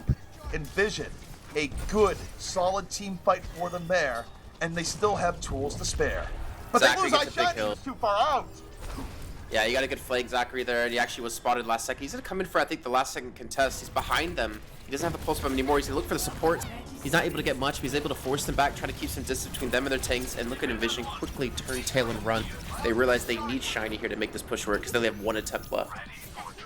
All right, EnVision setting up here once more. Self-destruct at the ready. Crimzo, really the one I want to watch here, because when the needed picks, when the needed huge plays is the Crimzo, he's got to transcend early on. Didn't like the look of that dive, prevents him from doing more, but now you have the counter turn here. Alarm able to transcend well after Crimzo is out. Crimzo Touch the payload. Pressure from the back. Oh. They do touch the payload just in time, but there's the barrier. More support in for Fusion. Fire gets a barrier a little bit late, but it doesn't hit Jaru. It doesn't help them in that Tracer battle. Now Who Are You off the flank? Self-destruction. Fusion on the way, Jason, to a grand final championship, and it's a victory blade for Who Are You? Well, Who Are You? You are a champion. Fusion University takes it in 7. It's definitely an exciting final that we were hoping for over the course of this entire thing. Player of the game, definitely Jaru. I feel like he earned it. The amount of pulse bumps he was hitting this game was amazing. It was kind of like seeing Zachary step up from Renegades to Fusion University, and Jara definitely did that today. Nice little double to help them secure that first point. But that does mean FU gets a nice little grant towards their school. Nice little, was it $3,000 as well? Split amongst their members. Good educational grant for furthering the cause of never letting Mercy return. That's what it's used for. Don't hate on Mercy. She's great, okay? I'm going to hate on Mercy. You can't stop me. I'm not going to try. Anyways, but no, DP, it's been a great tournament. We got to see a lot of the Tier 2 scene in North America. We got to see, for instance, like No Cloud, who kind of came out of nowhere with like no real competitive experience behind them, with a lot of young guys, 16, 17, 15-year-olds, and they got to really show what they could do. We also got to see LCG. We got to see, who else? OWLMP, who unfortunately got knocked out really early on. We got to see Chicken Ranch Pizza. We got to see Kaiser once, which is nice. And we got to see Kangarna as well, with Harblue on the team. It's been good to see, you know, how the Tier 2 scene's been, because we've had a very big lull since OWL started. And even before that, since Contenders ended, there's been this big lull in action from North America. Well, Jason, the drought is over, and simply put, we saw a good mix of the old and the new. It's sort of a preview of what the landscape might look like going in 2018. But Jason, I want to thank you so much for casting with me over the course of these 3 days. You have gone through hell and back on your sleep schedule and haven't been captured by the police for waking everyone up. And I want to thank Dashner, of course, for being our production guy and observer over the course of it. It was not me. I know a lot of people said, oh, it's CP Bright Production. I did a lot in the past, but no, it was Dashner. Please give him your love for staying with us this entire week. But guys, we're going to be signing off here. One more thing. Sorry, just to interrupt you. One more thing. Also, a big shout out to Soylent, Twitch, Face of AMD, and Still Series for helping put on this event, as well as Blizzard for allowing this tournament to happen. Kind of put this right in between the OWL weeks so we can make sure to have this go. Thank you. That was an excellent sell that I would have forgotten. So you have just saved me one more time. Guys, though, it was a blast. Hope to see you soon. But until next time, we'll see you next time. Rough intro, Adder. I don't know. See you later.